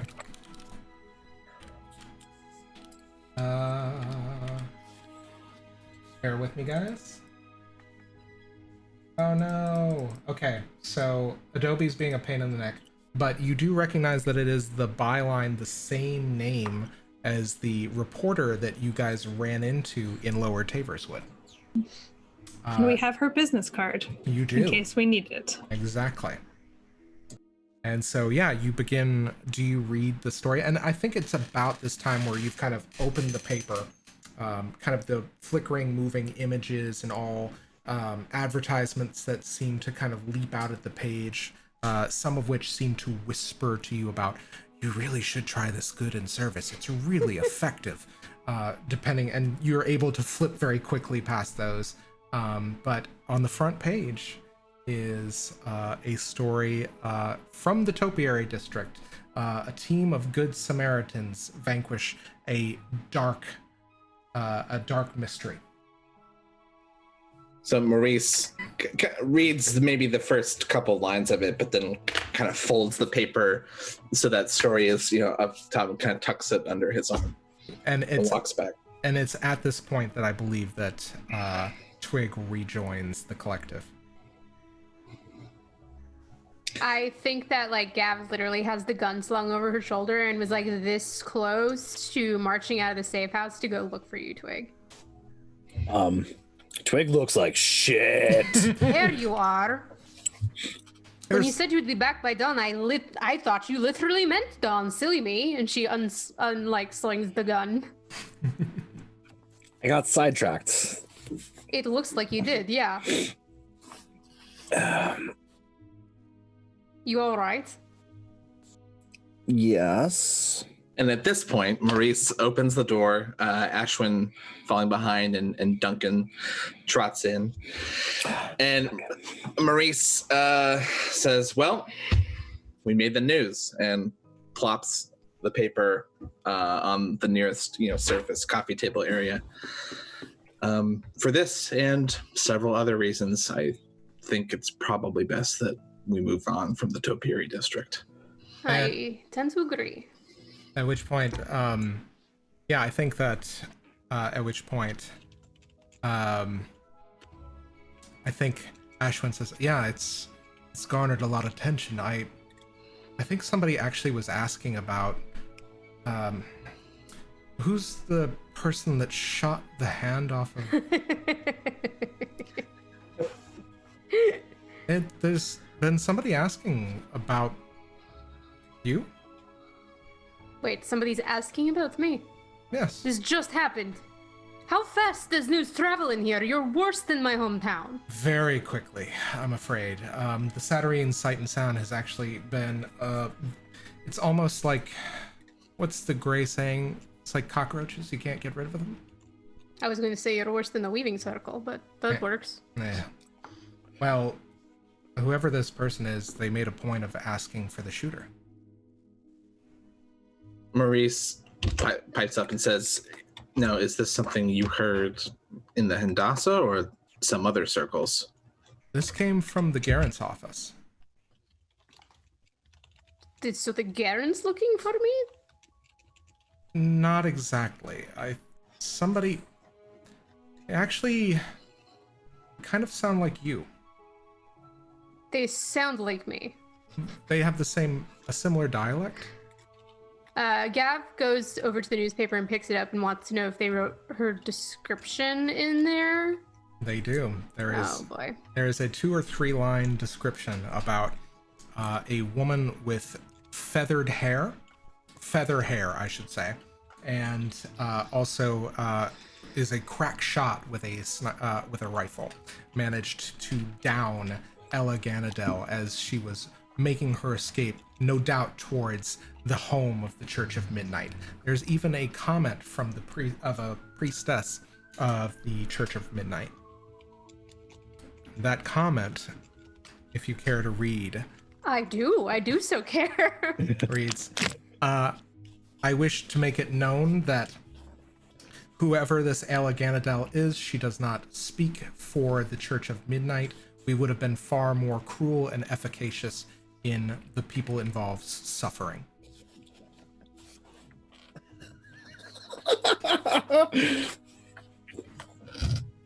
Wow. I can't even write that fast, but yeah, Gav takes... Oh no!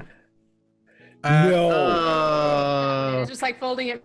You're Start it back. All right. Walk it back to Gav takes. Gav takes. Yeah, no, go ahead. You're good.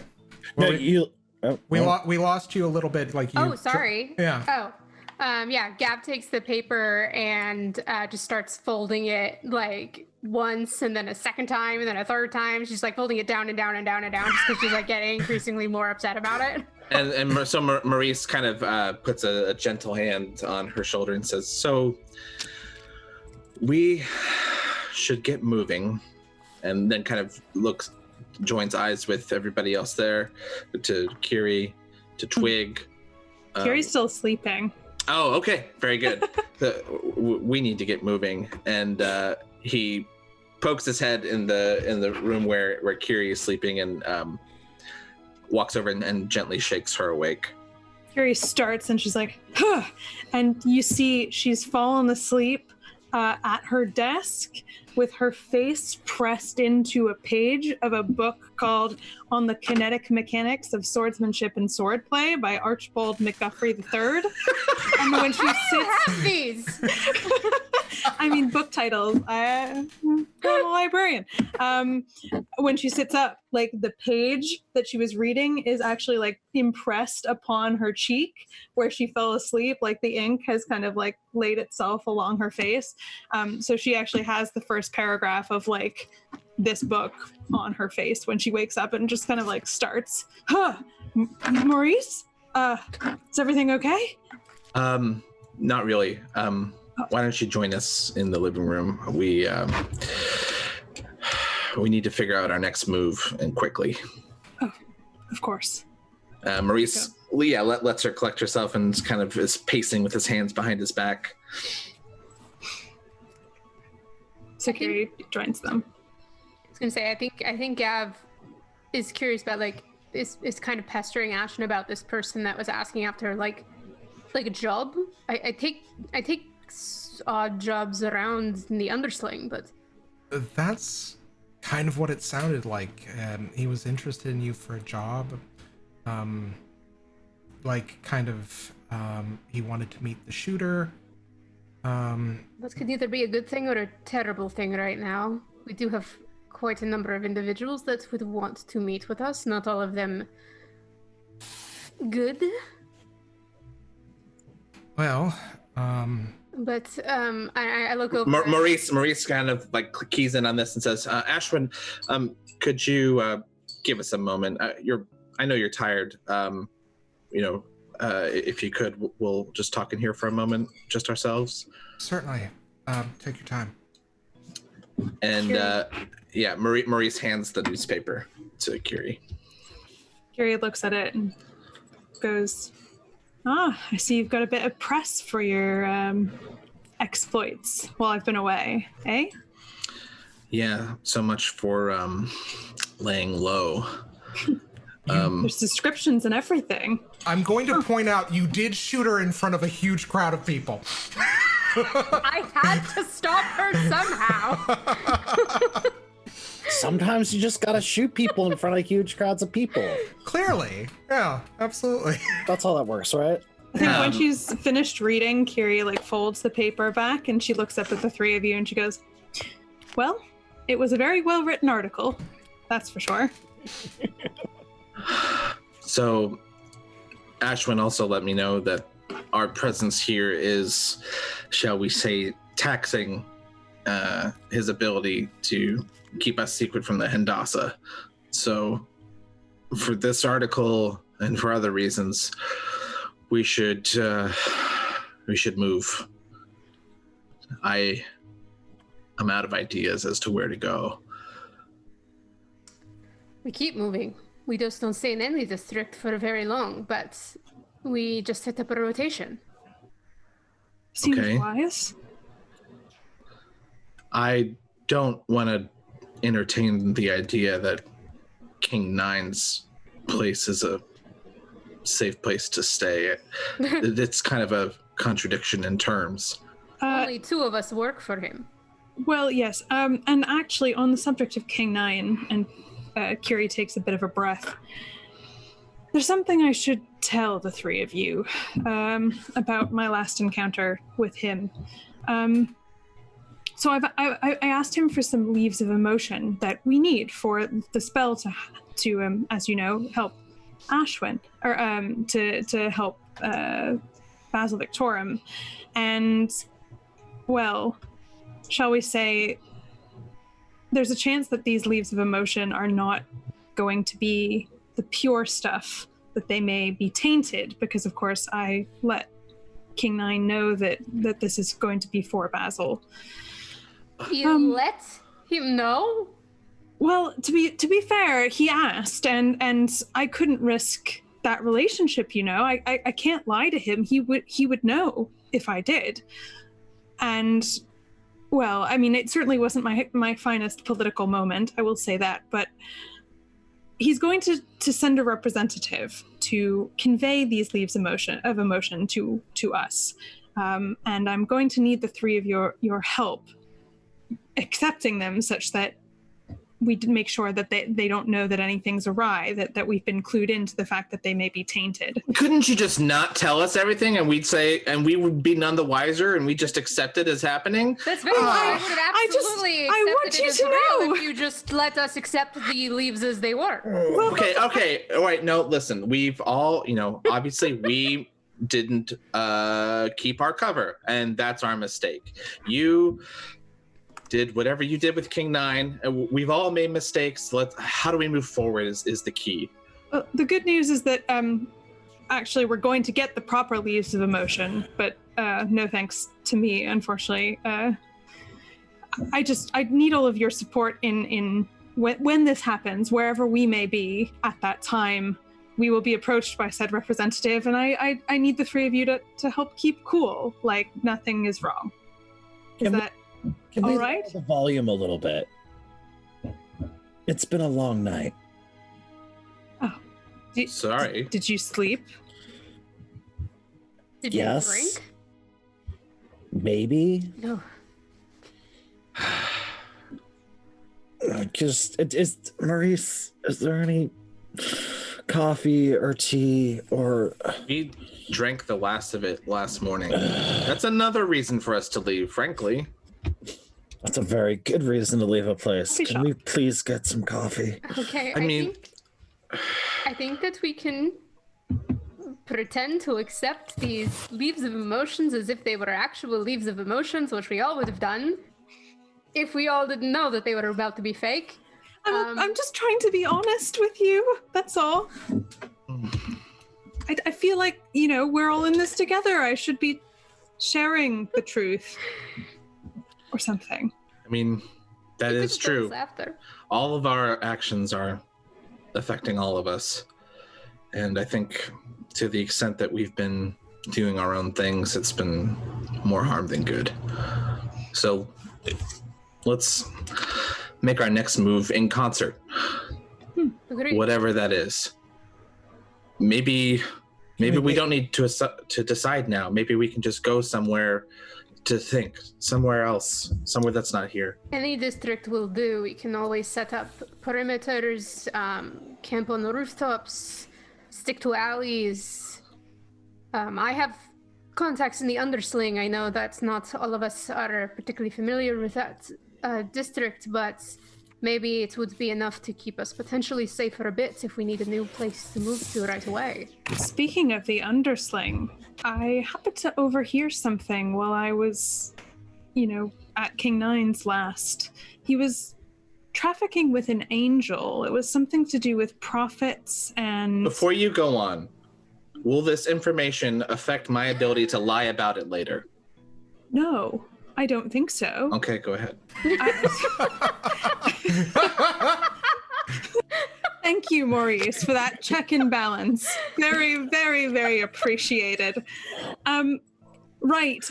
All I was going to say is he mentioned something about putting pressure on people in the Undersling, something to do with wanting power, such that a prophet could be swayed. Something about the Golden Sun. Could you give me a second? Yes.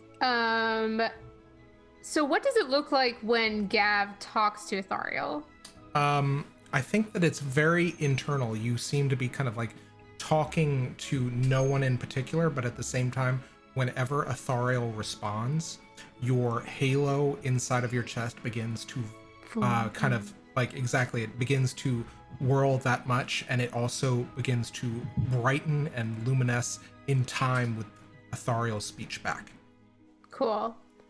I think that she's just very quickly going to be like, did you get all of that? Yes, I heard that. I'm interested. What angel traffics with King Nine? Well, not that we don't have enough on our hands, but we could potentially find out, or at the very least pick up information as we go. Yes. If we head to the Undersling, sorry. Well, what if we went someplace where no one would expect us to go? Gav's been to the Undersling, and One thing, Kyrrie? guys. One quick thing. I want to just check, make sure Gavriel has a chance to ask all the questions she wants. That was all. That was everything. Cool. Zach, can I get a quick GM question for you? Where is the Hollow? The Hollow, if I can actually... Is that part of the Undersling, or is that separate? I am going to switch over to the map, and you're going to be able to see. Ooh. So let me go ahead and pull that up and be able to see this in time. Because as I've consumed a number of atlases, maps, and various quaint brochures, I have a pretty good idea of the geography of Saturnine. Okay, so let me quickly go to my drive, and I can find exactly where it is in the grand scheme of everything, because that is going to be helpful. Am I muted? As we look at this, Maurice is making the case that, we've been to Lower Taverswood, we've been to the Topiary, Gav's been to the Undersling, Or I could send you on ahead. I could see potentially what this contact is that Ashwin mentioned. I know someone that you could go. If you go without me, and I meet up with you a roundabout way later, in the night, or secretly, nobody might be tracking you going to the Undersling if they're looking for me to be there. But I know somebody that's there that if you mention my name, they might help you. It's a good point. I was just thinking if they're expecting us to zig, maybe we should zag.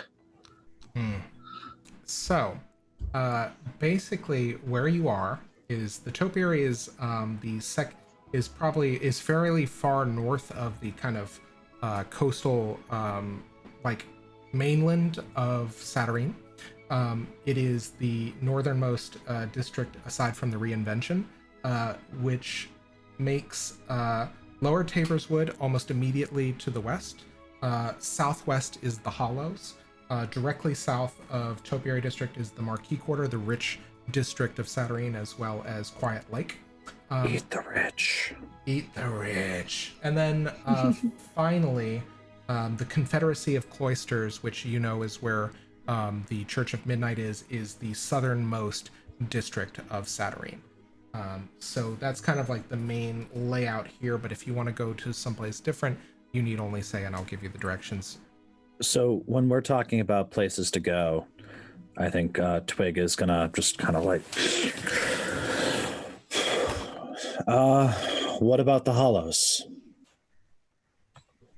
And what's the general, like, what does Maurice, as a 3 or so year resident of Satyrine, know about the Hollows? Very dangerous. It's probably where the most like criminal element hang out within Satyrine, but at the same time, you know that there are kind of hardy people that live there as well, who are not necessarily criminals. It's just kind of like they tend to have to mingle with like an unsavory lot of people.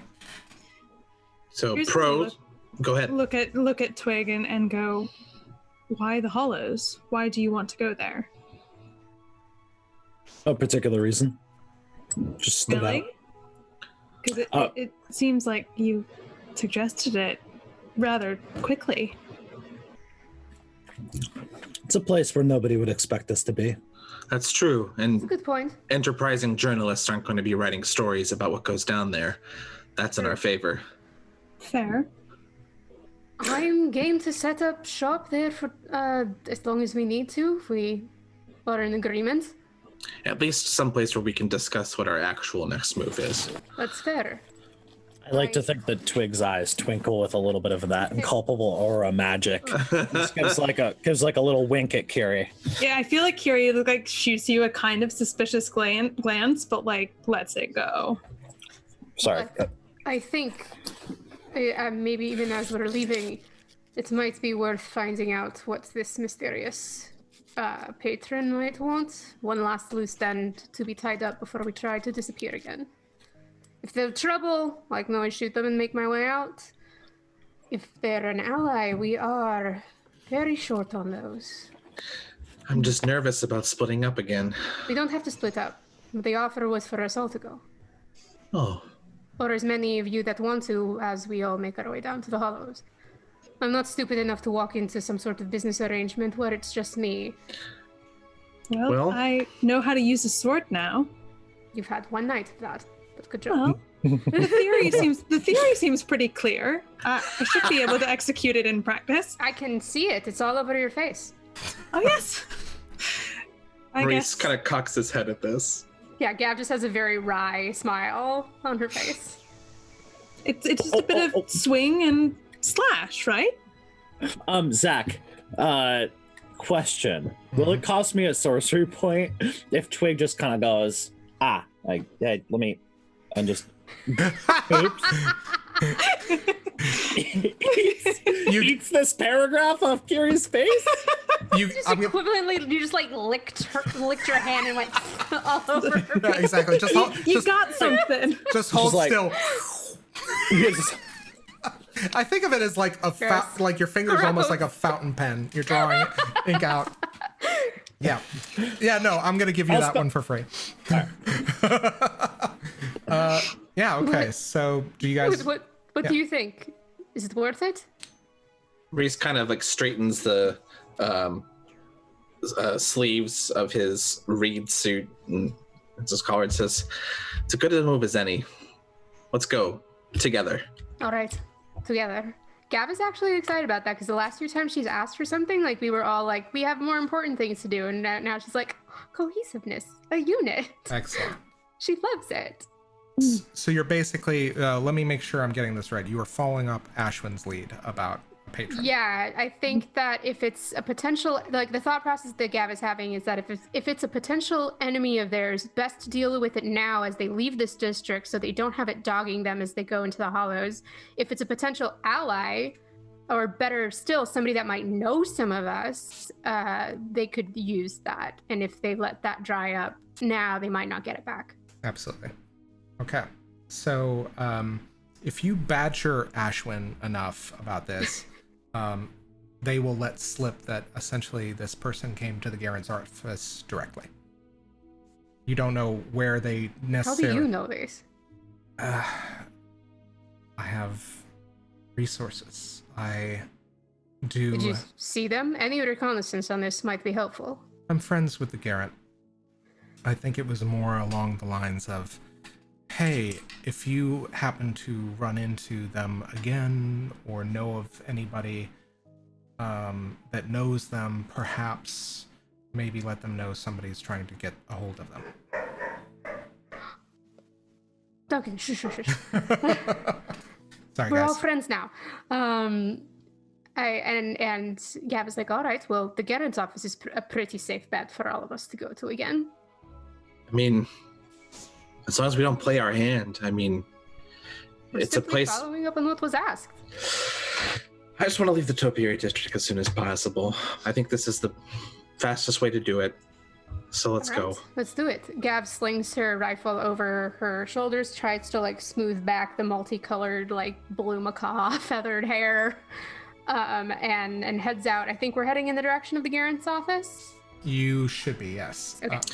So Maurice would like to do a thing where, and also just kind of a way to tell our audience where we're at. He wants to size up everybody in the party and see how they're doing. So how, like, his perception of what everyone's mechanical injuries and wounds and anguish would be at this moment. So the way I'm going to... Oh, okay. The wounds and anguish. Yeah, I also think- had questions about that, Zach. Pretty I sure... may need a refresher on the rules on how I deal with both vexes and injuries. So vexes, I think, stay until they're used within a scene. Typically, if they're equipment, that means that you get the same one every day, and it's basically I get to use it whenever I need to. For wounds, I believe that you can heal a physical wound once per one rest. I think with an anguish, we can say like a longer rest will heal it. So we did deal with this last time, but we had said that I have an anguish, Gav does, but we had said that the rest would not fix that. That something would need to happen. I'd say I yeah. still have this -1 to all my quellia. Yeah, I'd say that's. I think that that's fair because. And if you if you have injuries, you can spend your physicality or intellect bene 1-for-1 to remove an injury. Nice. Yeah. Exactly. Can I do that, Zach, with the ones I have remaining from last night? Absolutely. I'd say with a rest, you can get rid of that as well because they're not like a full anguish. I think that. Just Yeah. to Go check, ahead. nobody has any curses on them currently, right? I have a vex to physicality from my body as a weapon. And other than that, if I can deal with the injuries I sustained last night from, I don't know, traumatic memories, then that's it. Twigg looks hungover as fuck, but Yeah, so I guess kind of prompted from that, Maurice is kind of like trying to get a sense of where everyone is without asking them. Okay, so I'm gonna say that this is pretty because you know these people relatively well at this point. Kind of like you are getting more used to one another. So I would say that make me a perception roll. The challenge is going to be 5. Okay. And you can spend Bene as normal. Yeah, I'll spend 1. Oh, 3 on the die, so 4 total. Yeah, I think you get the idea that I think that what this is you get a half success. I think with Twigg's inculpable aura, they have pretty much very well concealed how shook up they are and basically their kind of status. Kyrrie, you get the idea that Kyrrie's has a very stolid stoic exterior, so that is kind of elusive to you. But having spent the most amount of time with Gav, you know that she is grappling with the results of something that happened. You don't know what it is, but you know that something's not right. Maurice, choose on this. Okay. So I'm going to say we're going to kind of quickly montage this. So you go to the Garren's office and you speak with Joe, once again, the Elderbryn assistant to Hyla Strom, the Garren of the Topiary district. Joe lets you know, while he is also grateful, there seemed to be somebody that was in particular asking about the person with the sniper rifle after reading the Sight and Sound issue from today. They seem to, it was, you know for a fact that it was barely out on the presses for maybe an hour or 2 hours before somebody arrived. And go ahead. I think Gav would just ask, what do they seem, anything suspicious about this person? What are they? She likes to know what she's getting into. And Joe kind of, to that effect, says, it's actually quite strange. He sounded a little bit like you. Tall, gaunt, as though he has not eaten in quite some time. What is the detail, Gavriel, that makes you realize that the person that Joe is talking about is Nikolai?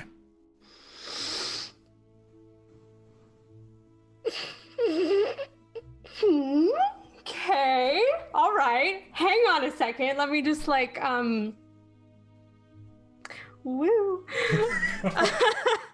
Eye color. What is Nikolai's eye color? You know, because I had that ready to go today because I thought that's what was happening. Y'all give me 10 whole seconds and I'll have it for you. This episode brought to you by Folgers. Best part of waking up is realizing there's something else in your cup.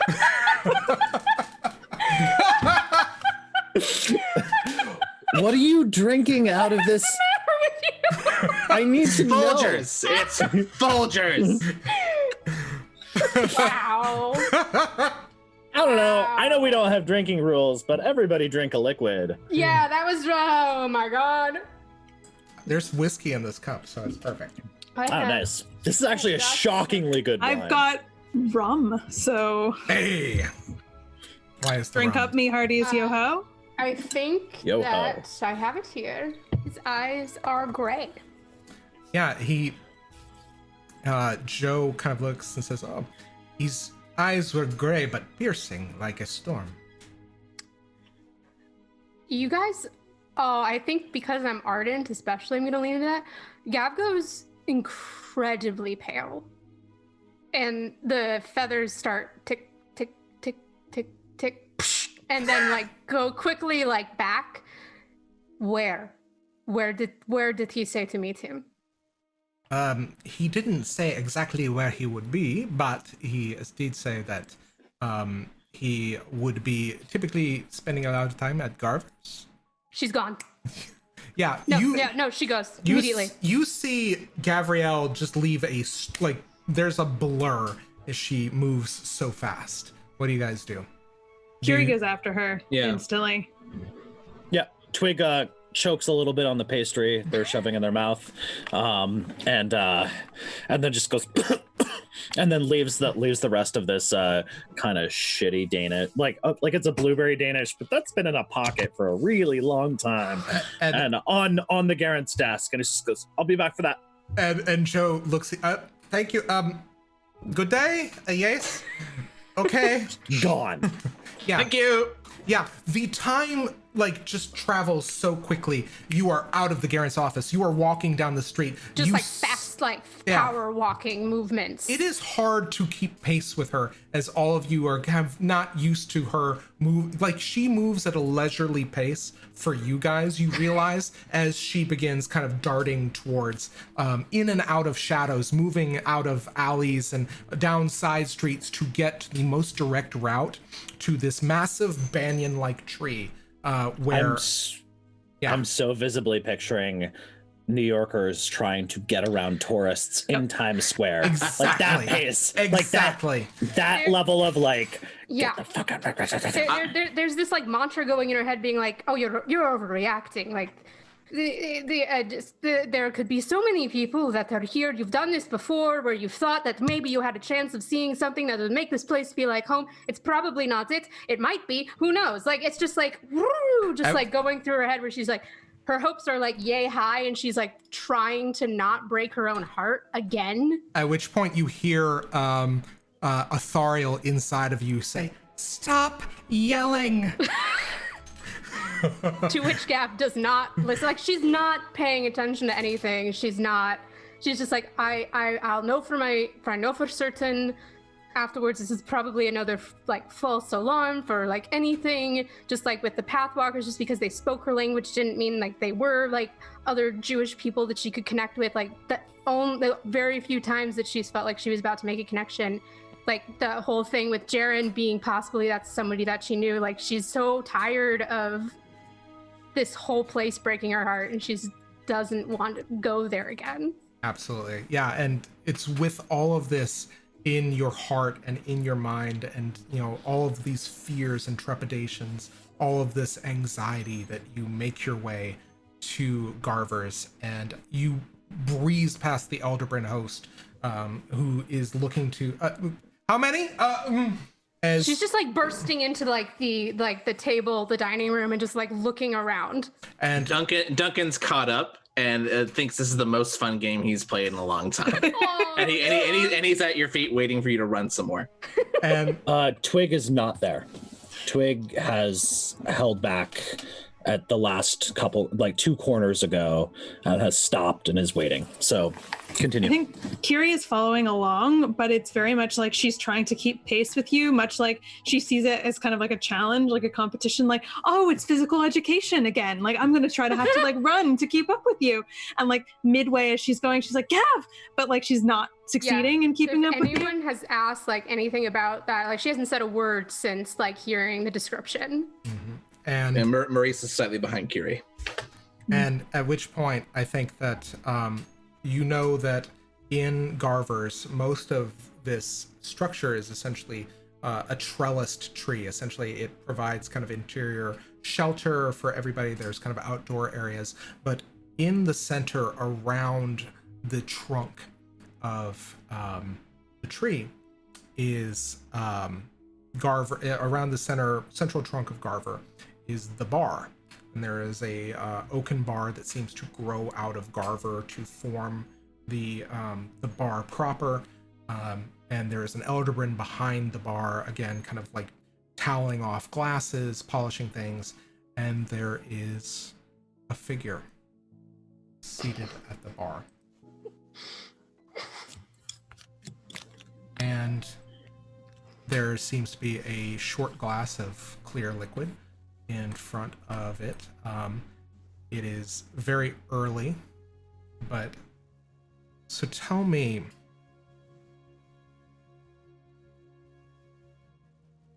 what it is that stirs in you as you see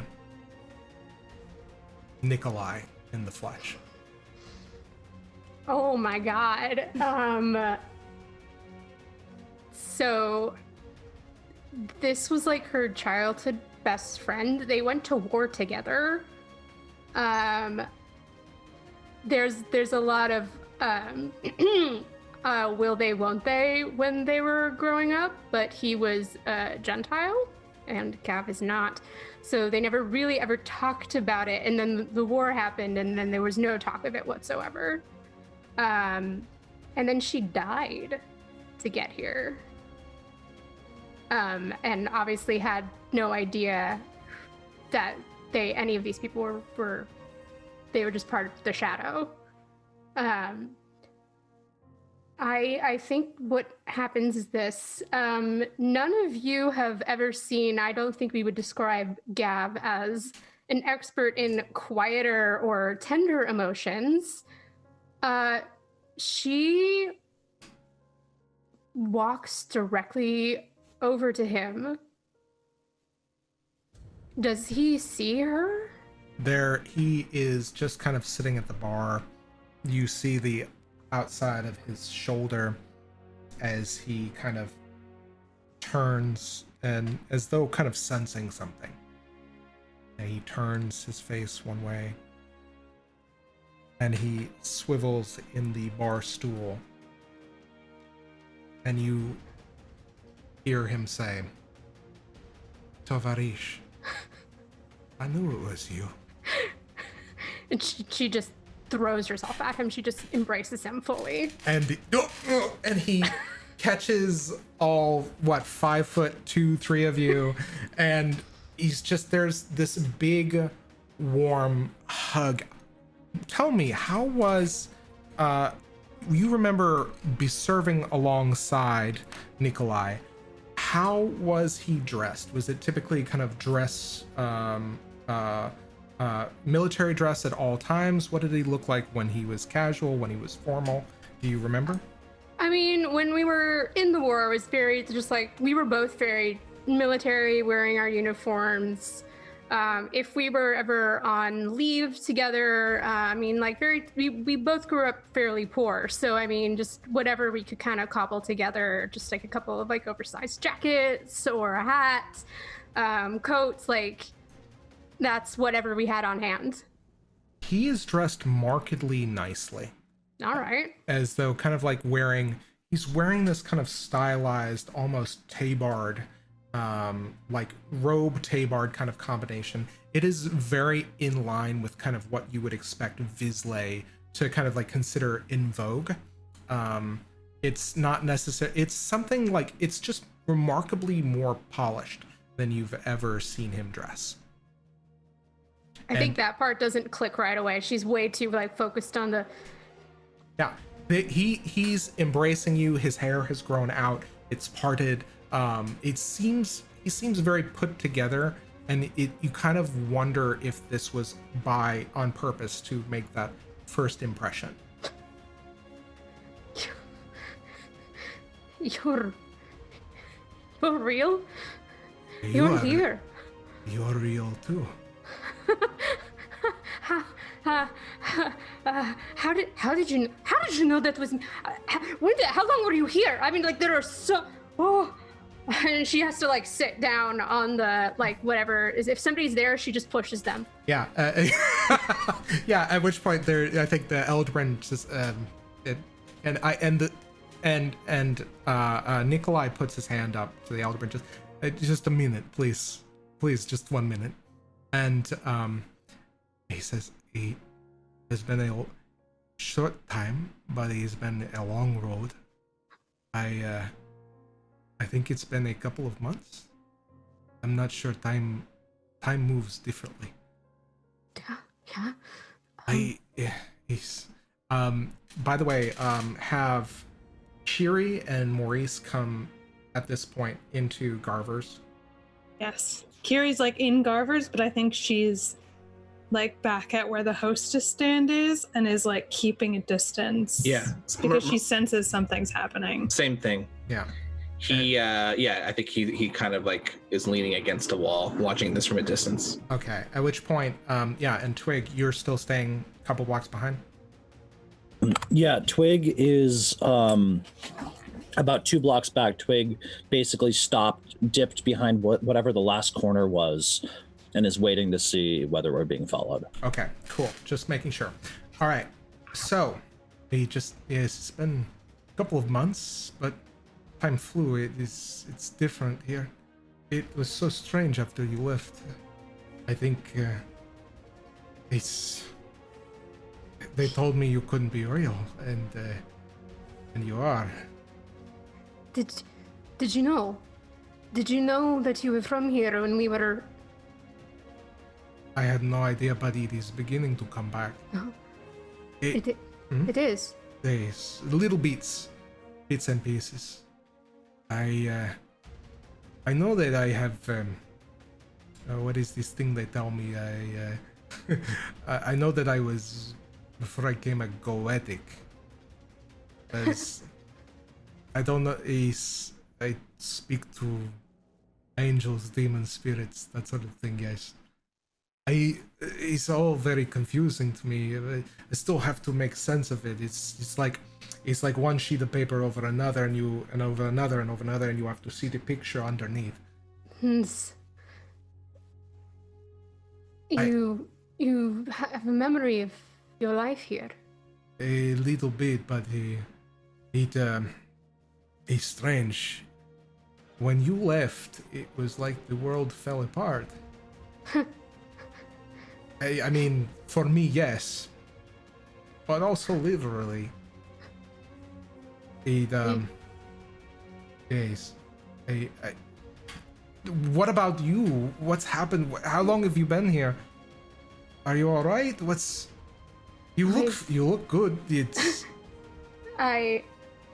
Gap like goes up to her, like feathers, like kind of self-consciously, and smooths them down, and is just, I've been here for a year, more. A year? Nikolai, there's nothing here. There's no memory, there's no family, there's nothing.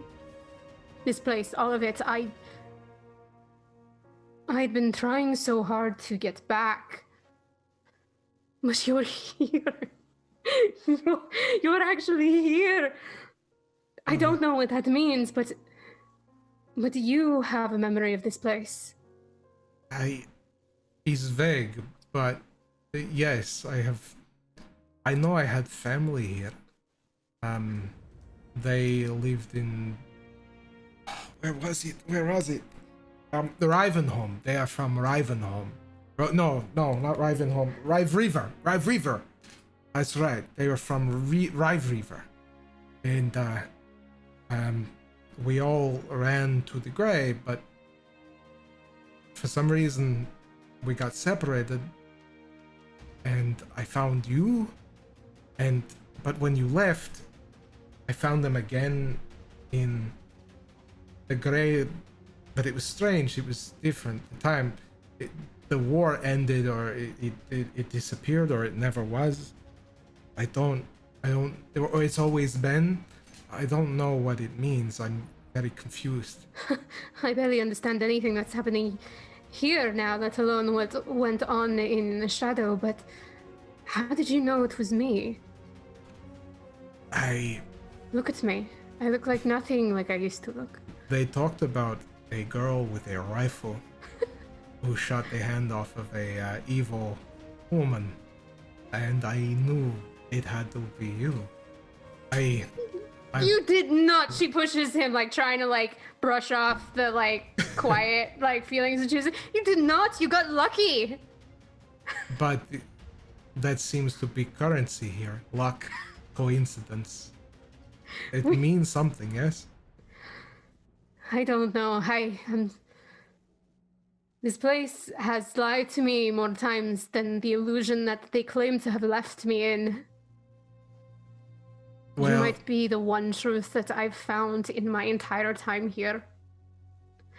There is so much to tell you, and like something kind of clicks in her brain, and she goes, "Wait a minute.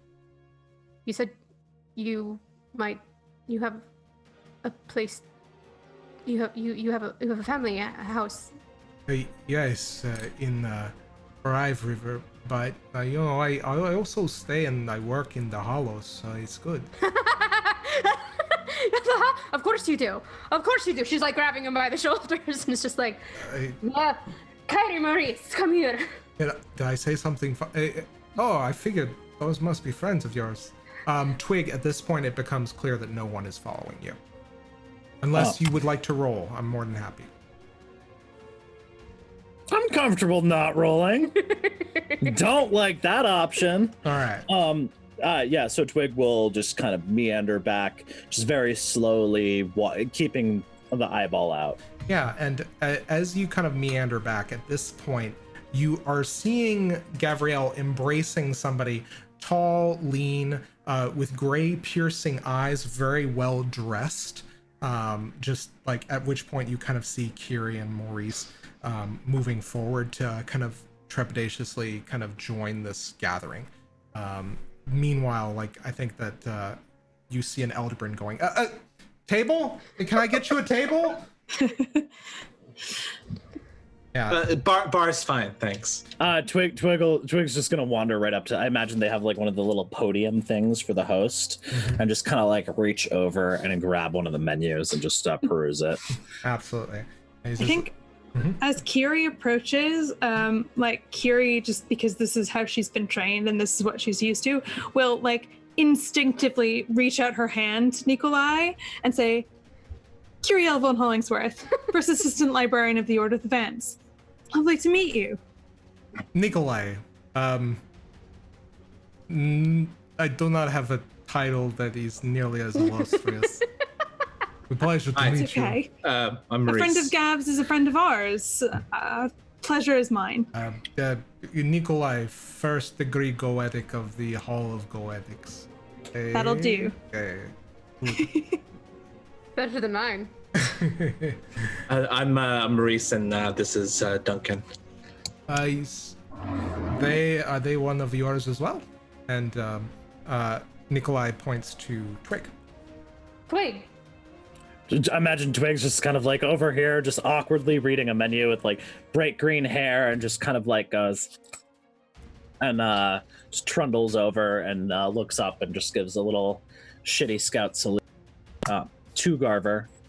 At which point, great. Maurice, you absolutely have heard Gav talk about Nikolai before. You know that this is finally somebody that she knows. And he is beaming with a smile, so happy for her, and wondering with a little tinge of sadness if this will finally be the thing that like brings her to her life here and this connection and takes her away from him.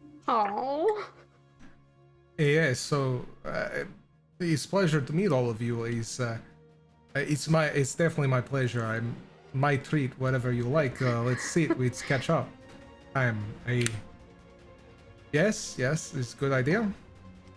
Maurice kind of makes eyes with everyone else and says, do we have time for a whole meal? Perhaps or not here, but Hey, who's this? I think we would maybe rather talk in your place in the Hollows. Yes. And she's like looking at the rest of you like, huh? Come on. and Twig's just kind of like, I just got here. Yeah, Maurice leans over and says, she knew him in the gray. Oh. Kyrie's like, I gathered that. Intuition.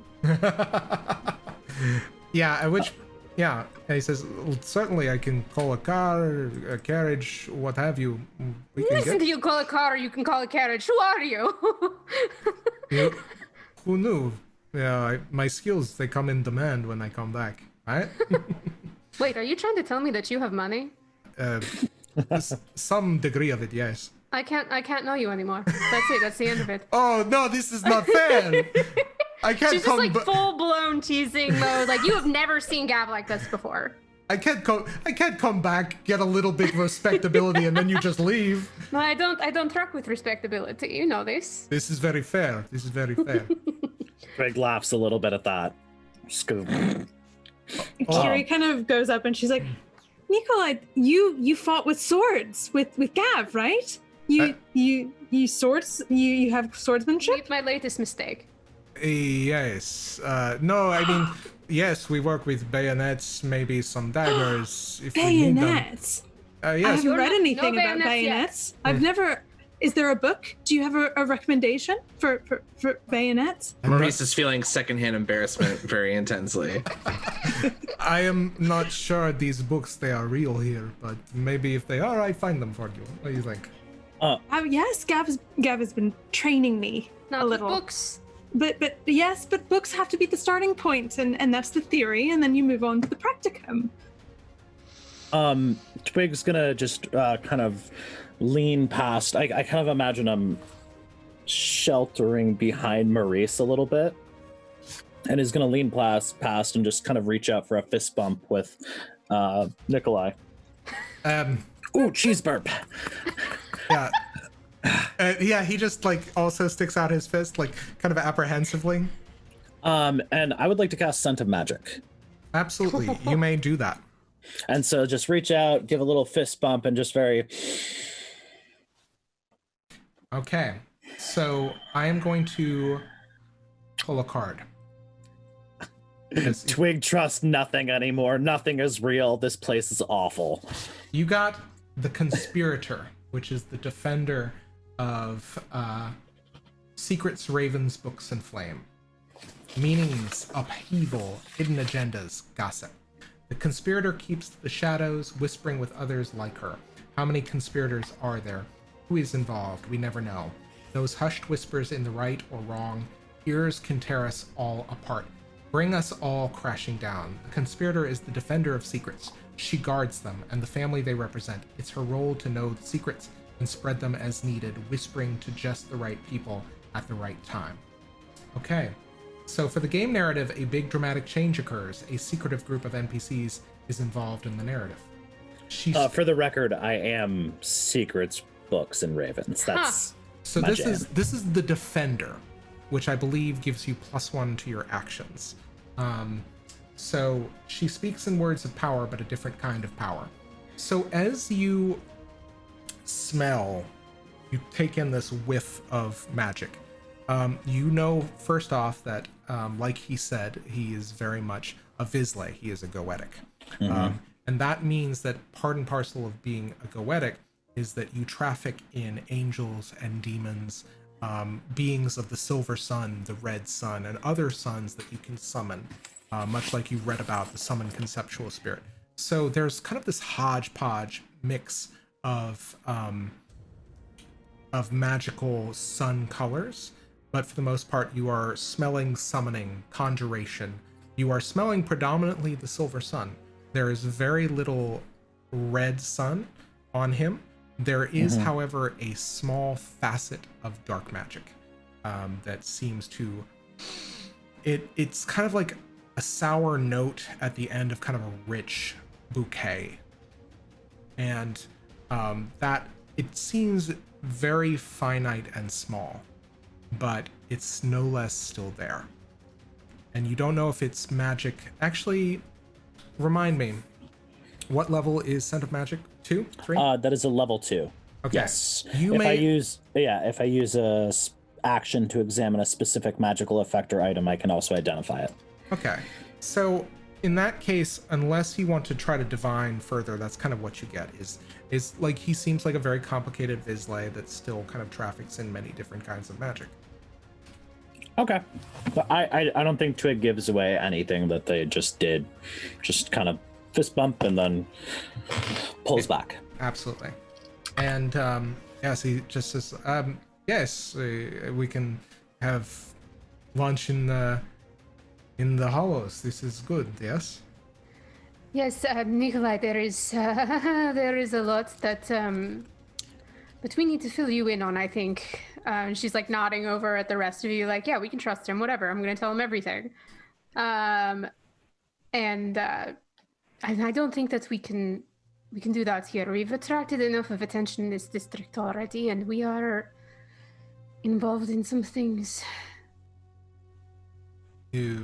Things? Bad things? Good A lot of things? things. Just a lot of things. A smattering of different issues that we've found ourselves to be intensely focused on, is how I would describe it. She's like giving Nikolai the like, I'm talking in code, son. Okay, yes, let's leave. Let's I know a good place. We go. We have a little bit of a meeting, time for lunch. Let's do that. And he kind of begins waving everybody out of Garvers, he leaves a sizable number of crystal orbs to pay for his beverage. And Gav kind of has a moment where she looks like the meme with the woman in front of all the equations. yeah, exactly. It's he's like, don't worry, it's good. Come on, let's go. This is a man that would steal me bread. Yes, it is a marked difference from what you remember. Terrifying.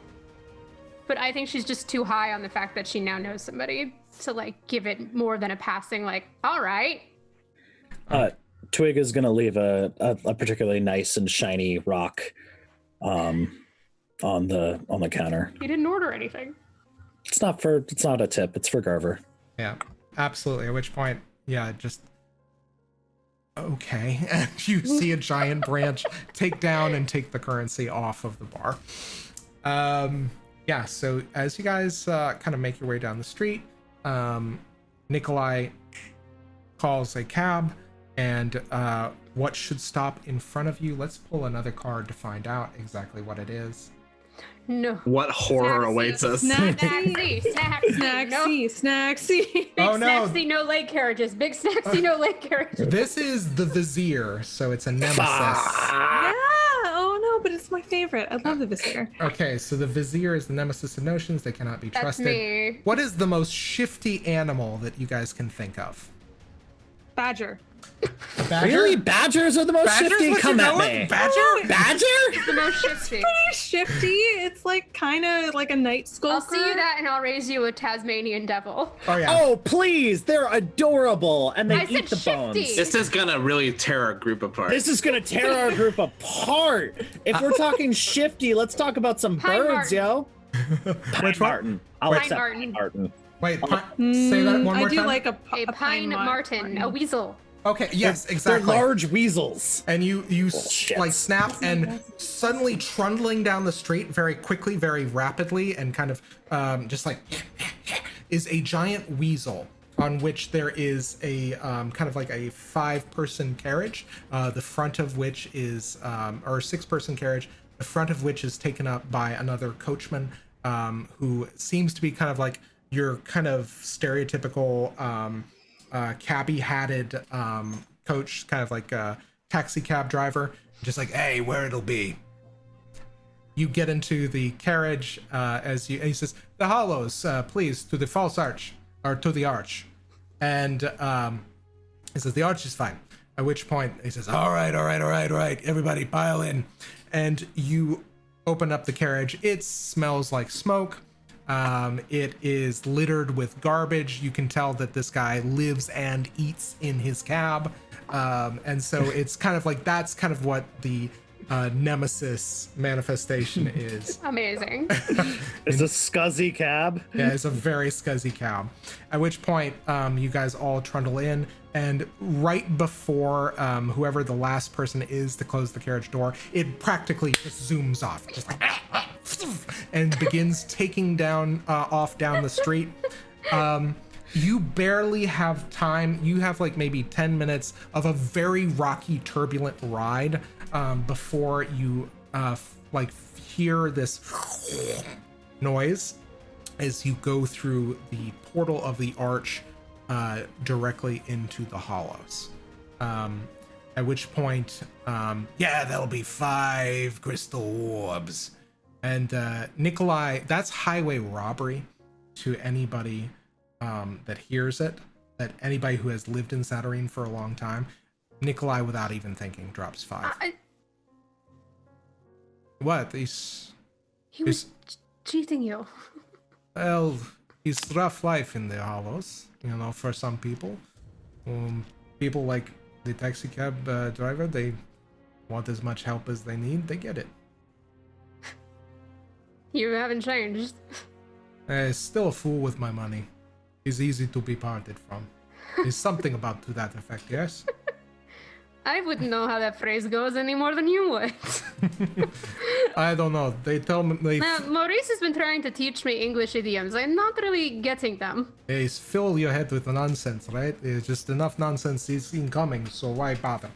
Okay, so yeah, we stop off here, and I walk you to the place. At which point you guys stop off in the middle of the Hollows. You are in the middle of a large vending market. There are a number of people that are just kind of selling food off of carts, just their wares, whatever kind of bric-a-brac they have. And this place, as you kind of take it in, realize that you kind of have had this experience of walking through the expanse, the ruined expanse, which is fairly terrifying. And you think for a second, oh God, we are back in the ruined expanse. But you then see all of the people kind of wandering around, and you realize that this is kind of a place, a district that's kind of in shambles and ramshackle, but if it was ever better, you wouldn't really know. It seems to be its natural state.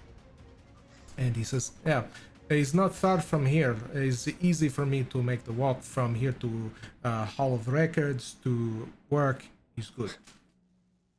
And he takes you to a small townhouse. It's very sparsely kind of populated neighborhood.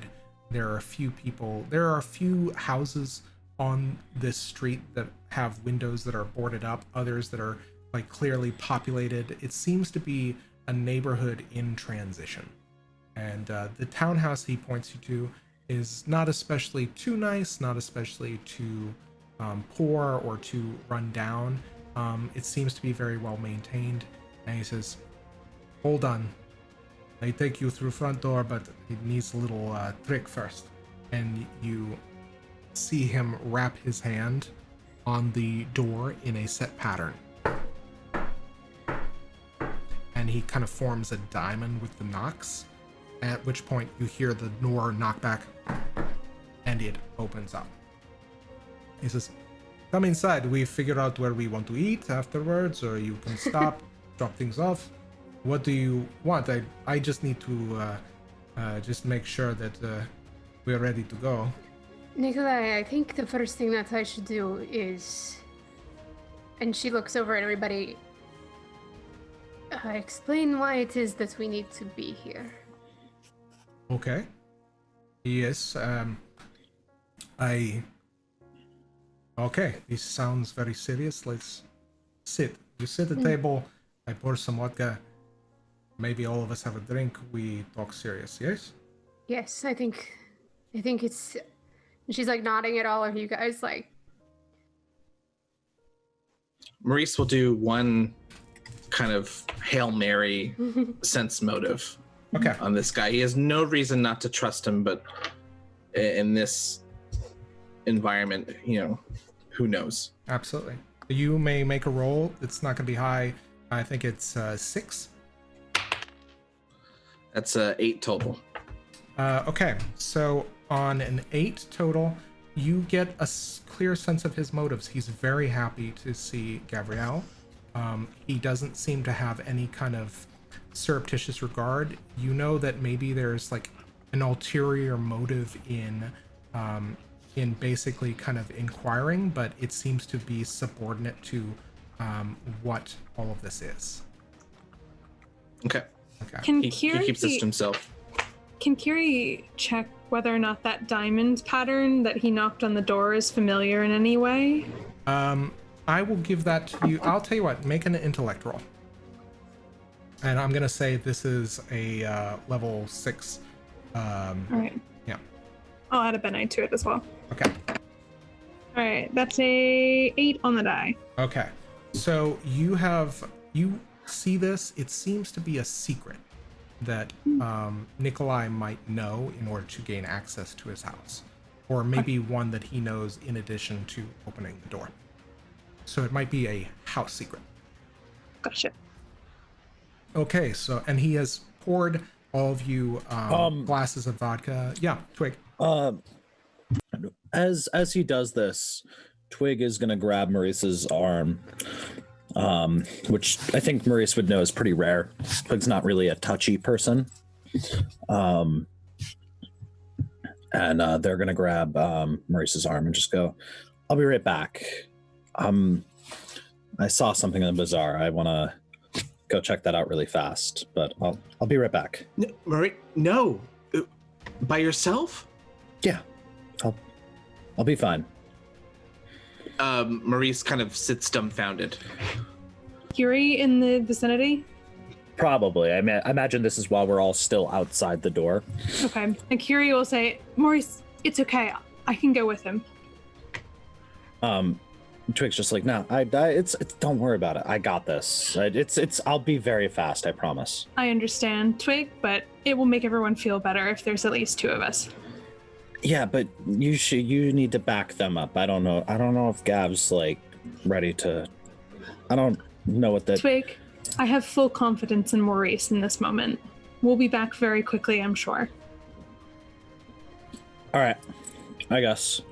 Sure, yeah. Please just be safe. Of course, I'm always safe. Okay, so how many glasses am I pouring? Where did all of you go? You know, I'm going to take 3 of them, so it really doesn't matter. 3. They said they'll be back soon. You let them just go? How was that gonna stop them? But they don't. I trusted Kyrrie that they'll be back soon. We barely know this area. I know. Should we go after them? Wait 1 moment, though, and taking a massive swig of vodka from the glass, she puts it down and is just like, all right, no way to know if you know this or not, but I'm going to be as fast with this summary as I possibly can. Let's start with the fact that Jeren the Devoured is trying to get at us. Wait, you've pissed off the boss? Sorry. I must have misheard you. Can you say that one? Can you say that again? Jeren the Devoured. He's my employer. What? And Maurice goes, you think that this would be something Kyrrie and Twig would want to hear? And we smash cut to Kyrrie and Twig. Where are you guys going off to? I think Twig is very deliberately walking through in a complex kind of random series of patterns through this wide, bizarre area. And then just kind of turns and looks to Kyrrie and goes, you remember how to get back, right? I mean, I think we can figure it out. All things considered, we've got knowledge of distance and space. I think, we've been walking for 5-7 minutes? It can't be that far. And so then Twig's gonna kind of stop and peruse and just basically wait until Kyrrie gets distracted by something. And then I would like to roll to give her the slip. Do I get a resistance? Yeah, so you go ahead and give me perception. This is going to be a contested roll between Kyrrie's perception and Twig's stealth. So, I would also like to pump sortilege into this. Okay, so you get to roll twice. Kyrrie, are you adding a bene? What are you doing? I'll add a bene, yeah. Okay. Oh, I should figure out which one's the sortilege. Okay, everybody roll. All right. Wow, that could have been better. So that is on the regular dice, that's a 0. On the sortilege dice, that's a 9. Holy, okay. And I also have a +1 from stealth. Okay, so did you add a bene to that? No, you used the sortilege, so... Use the sortilege, so that's a total of 10. Total 10. Got a 7 on the dice, so that's 8 total. Yeah, I think at this point, Kyrrie, you're kind of, again, trying to keep pace, and you lose Twig. And as you kind of stare in this ramshackle bric-a-brac neighborhood, you realize that you thought you knew Twig's intentions. You thought that they trusted you and you trusted them. And now you are alone in the middle of the neighborhood, a place that you have probably never been and never desired to go. And behind you, our rest of our Vizsla are dealing with their own revelations. And it's there that we're going to end our session for this week. Instead of being angry at Zach, I can say, Hopper, what the fuck? How dare you? Twigg's got good reasons. Oh, I can feel the point between my shoulder blades. That's a new sensation. That's like, Okay, so we have. I've got good and valid reasons, guys.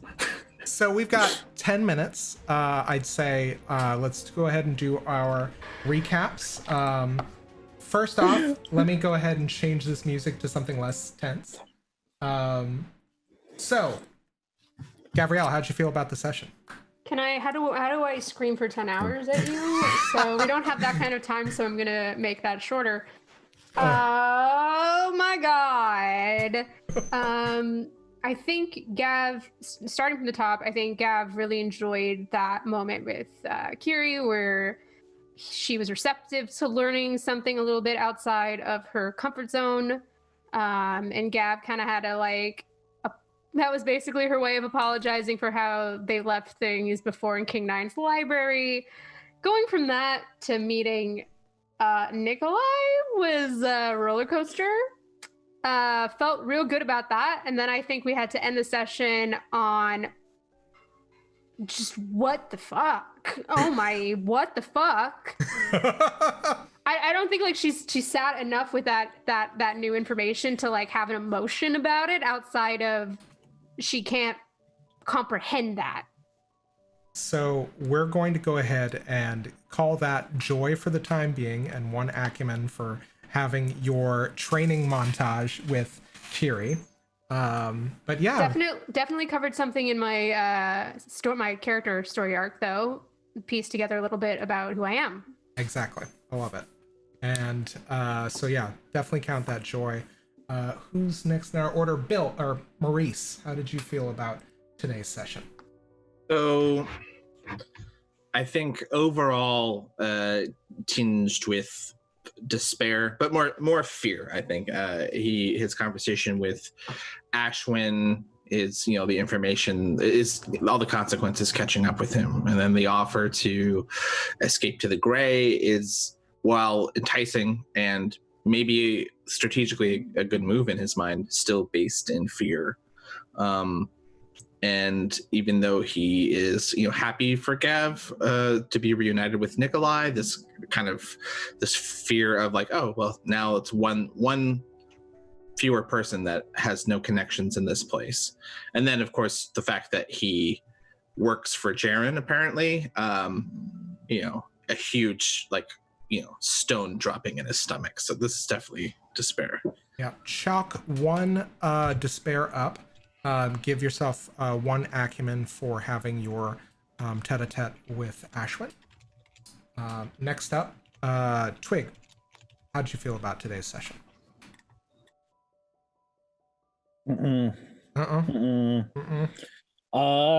Today sucked.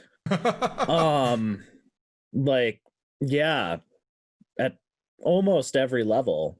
I think the single point of joy for Twigg, or there's two tiny pinpricks of joy out of this, which is kind of the comfort of having a thing exist like this. It's not even really joy. It's just that Twigg feels responsible for this small shrub creature, and they made a promise to it, but also has basically decided that these people that they've surrounded themselves with, these people that care to an uncertain degree about them, don't deserve to suffer the consequences for who they are or who they might be. Oh, buddy. And so their intention, do you want me to say why I just deuced out on the party, or you want me to leave that for next week? Whatever you want to do, buddy. Zach, you know what? That's your call. Let's save that. Let's save that for maybe a moment when you get to share that. Yeah. So, So Twigg is not cool. everything has gone horribly wrong, and now people are in danger, and they've made promises that they don't know that they can keep, and this is awful, and when will it stop? Oh God, the burning. Okay, so I would like you to take 1 despair for the session, 1 extra despair for the GM shift I introduced with the flashback, and 1 acumen for enkindling a new life in that vacant lot. Kyrrie, how did you feel about the session? Well, I think predominantly for Kyrrie, the feeling is joy. I think she feels at this moment much more reconnected to the party than at the beginning of the session. I think particularly to Gav, given their interactions with, learning hand-to-hand combat and realizing in a much more tactile way like what it is to learn to fight, and that's not necessarily something that can only be captured in a book, which is her strength and her comfort zone. And I think Kyrie's really been on this journey from the time that she had this first conversation with Twigg in King Nine's library of pushing the boundaries even where things are uncomfortable for her, and that started with leaving this sort of sanctum of being the curator of King Nine's library, as well as just being a student of the Vance and staying within the campus. And it's now accelerated into, learning combat and working with people, not necessarily out of books, but just someone across from you that's going to swing a sword at you. What do you do? And so I think the predominant feeling is joy. There is a little bit of despair at the end of the episode, I think, particularly when Twigg gives her the runaround and she's sort of left alone again in somewhere she's very unfamiliar with in the middle of this bazaar.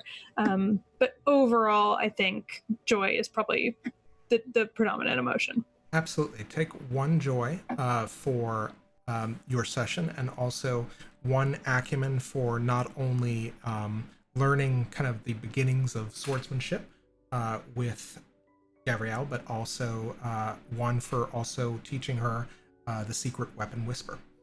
So now we're going to go ahead and quickly do our out of character tie-up stuff. So in the same order, let's go ahead and do shout outs, but also stars and wishes. So for anybody who's unfamiliar, stars are things that they thought everybody did really well this session. A particular player, they gets granted a star or GM or what have you. And the wishes are what they wish for more of in future sessions. Thank you so much to our resident Vance, Marissa, for giving us this kind of thing, ritual to do going forward. So, Marcy, Pleasure. Why don't you start? You're muted. Let me try that again. Shout outs first. You know what? Let me do the stars and wishes first. Stars really kind of for everyone. Like, I just thought everyone did owned each and every one of their scenes, and it was awesome. I don't know about the rest of our viewing audience, but I hope this is true. I always think episodes are the strongest when we take some time to actually focus in on the characters and what they're going through and how they're growing. Wishes on that same note. Well, first off, I want to know what the hell is going on with Twigg, so that's very exciting. I'm excited to play more with Gav, trying to figure out Nikolai and what's going on there, but I'm also really excited to see this growing friendship between Gav and Kyrrie and how we can nurture that. In general shout outs, I will say that if you're not sick of me yet, on Tuesday, we are going to do our best to not get sued and play a Beyond Hogwarts game. That's basically a very fun port of Monster of the Week meets. That's this week. Wizarding. Wow. Okay. It is this Tuesday. At 8 p.m. Yes, and we are all playing characters that JKR would unilaterally just hate. So if that's like the biggest plug I can give for it. That's how you know it's going to be good.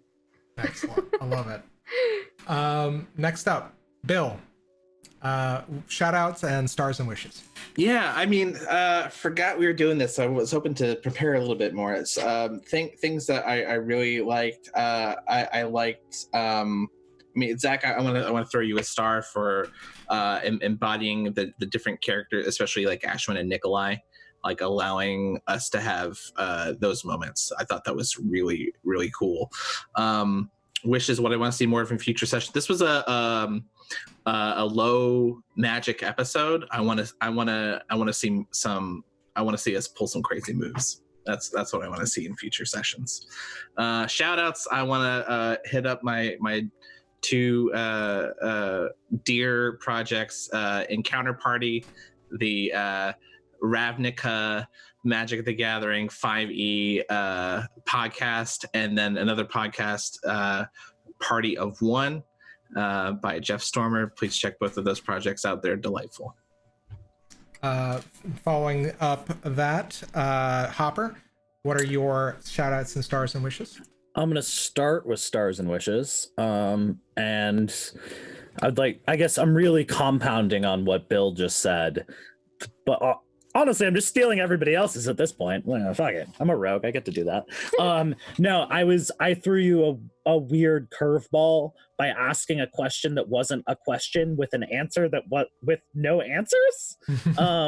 And you like fucking grand slammed that out of the park, and that was intense. And now you got a baby. And now I got another little plant baby. And that's a thing. And I've made promises, and Twigg doesn't like promising shit. Yeah, like that was intense. That was great, and I was blown away. And also I really loved seeing I think just not being present as a character, but being present as a player for that interaction between Kyrrie and like watching that her flourish under Gav's tutelage. That was goddamn adorable. And like, just, good shit. And my wishes would be, I think that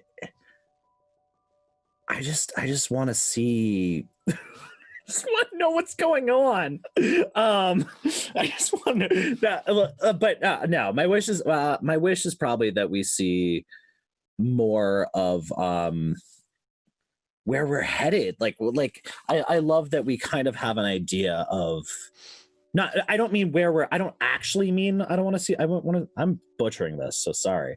I want to see like how our characters are thinking moving forwards, because like I feel like I'm the dickhead that was just like, I'm gonna do something crazy off the bat with no warning to anybody. But in general, I feel like I love that we really, all our characters are cohesive, and I love that we've been doing a great job in giving reasons for why we are who we are. And I think that that's just getting better going forward. Anyways, and shout outs to I'll double down on Encounter Party. This might be a condemnation, but I will also be in the Harry Potter secret agent thing on Tuesday. Yeah, it's a 50s spy thriller. If we didn't mention that fucking bit. I can't wait. 50s spy thriller set in the wizarding world of Harry Potter. And the motivation was like Marcy said, was very much like, let's play characters that J.K. Rowling would hate because she's a shitty dumpster fire person. One Jewish wizard in Hogwarts. Mm-hmm. My name is Jamila Wand. Martini shaken, not stirred. Thank you. Not my character name, but that would have been awesome. That's it. That's all. I'm good. And finally, Marissa, shout outs and stars and wishes. Yeah. Okay. So topping off what everyone else has said, which I would also echo, I think I'll give a specific star to Gav's scene with Nikolai, that reconnection. I think that was very powerful and also very felt, as well as Gav's scene with Kyrrie, which, you know, I personally very much enjoyed. I think for Kyrrie, it's those kinds of things, you know, it's other characters kind of forcing Kyrrie out of her shell that really like give her platforms to shine in some respect, where she encounters things she's never experienced before and things she wouldn't seek out naturally. So it's kind of that push that Kyrrie needs. And I think, you know, Gav did a really good job just saying, you know what, we're going to the roof and we're doing this now. And it's that kind of thing that I think really helps her grow. So I will give my star to that as well. My wishes, definitely deepening Gav and Kyrrie's friendship overall. I'll echo that. as well as from Kyrrie's perspective, I'll also say healing her relationship with Maurice a little bit, because I know they didn't get a lot of screen time together this specific episode, but I'm hopeful in future that can be something that they have just a conversation about, and maybe go a little deeper into why that rift was so potent emotionally for Kyrrie when he didn't show up at Dream Study, for instance. And then shout outs, I will do twofold. One, this is my last plug of Princess Project, but it is officially live now. Yay! On DM's Guild. And actually for the next 2 weeks, if you purchase it, 100% of proceeds go to the creators. So there is no cut taken by DM's Guild. If you're going to buy it in the next 2 weeks, because everyone who worked on this supplement is fantastic. All of the adventures are amazing and very, very easy to pull into your own campaign and to just kind of put into your D&D setting. And the art, I will just say the art is gorgeous. It's just, when you look inside the PDF, it's just incredible what people have been able to do visually. So there's that. And then my second shout out, I will say I am running my first ever Good Society campaign as part of Manapot's Happy Hour. And that's going to be a flight that starts on May 22nd. So not this Friday, but the following Friday. And so please join us for some Regency shenanigans where we just drink things and then pretend we're all in the Regency period in Jane Austen novels. And I've seen the Princess Project and it's beautiful, and I encourage everybody to grab it. I cannot wait to see both Good Society and Wand. I will also go ahead and give my very brief shout outs, stars and wishes. My stars for this week, not to the exclusion of any of the other players. I thought that Gavriel, I think it's fair that everybody gets a star because everybody did really well. I loved all of y'all's choices for scenes with your NPCs. I loved your scenes with each other. My wish is to continue to try to keep upping the stakes while at the same time making sure that you guys are moving more closely to your goals. So that's really more of a personal wish.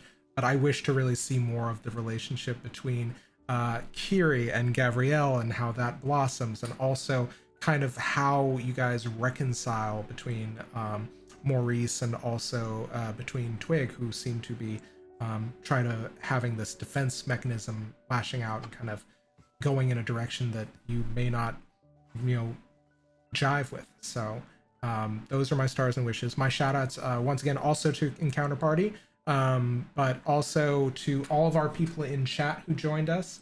Yay! We have at least a couple people on TV. We've got Road Checker.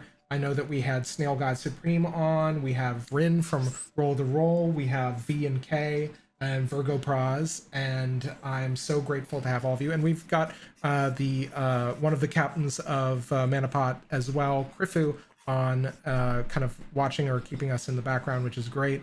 I'm always so grateful to have everybody enjoying the show. Guys, we are going to be here. We're going to continue to try and entertain you and lighten your hearts as we kind of go in these uncertain times, but I'm confident that we can do together, and I am most importantly, I want to make sure that the invisible sun shines on you all. So guys, thanks so much. We're going to see you guys in another 2 weeks, and in the meantime, be safe, be healthy, be well, take care of the people that you love, and for the people that are friends like us, we're going to do our best to take care of you too. So, good night. Except for Nazis. Fuck Nazis. Fuck Nazis. Fuck Nazis. Fuck Nazis, guys. We'll leave you with that. We could leave you with anything. Why not this? Everybody, good night. Enjoy. Have a great week.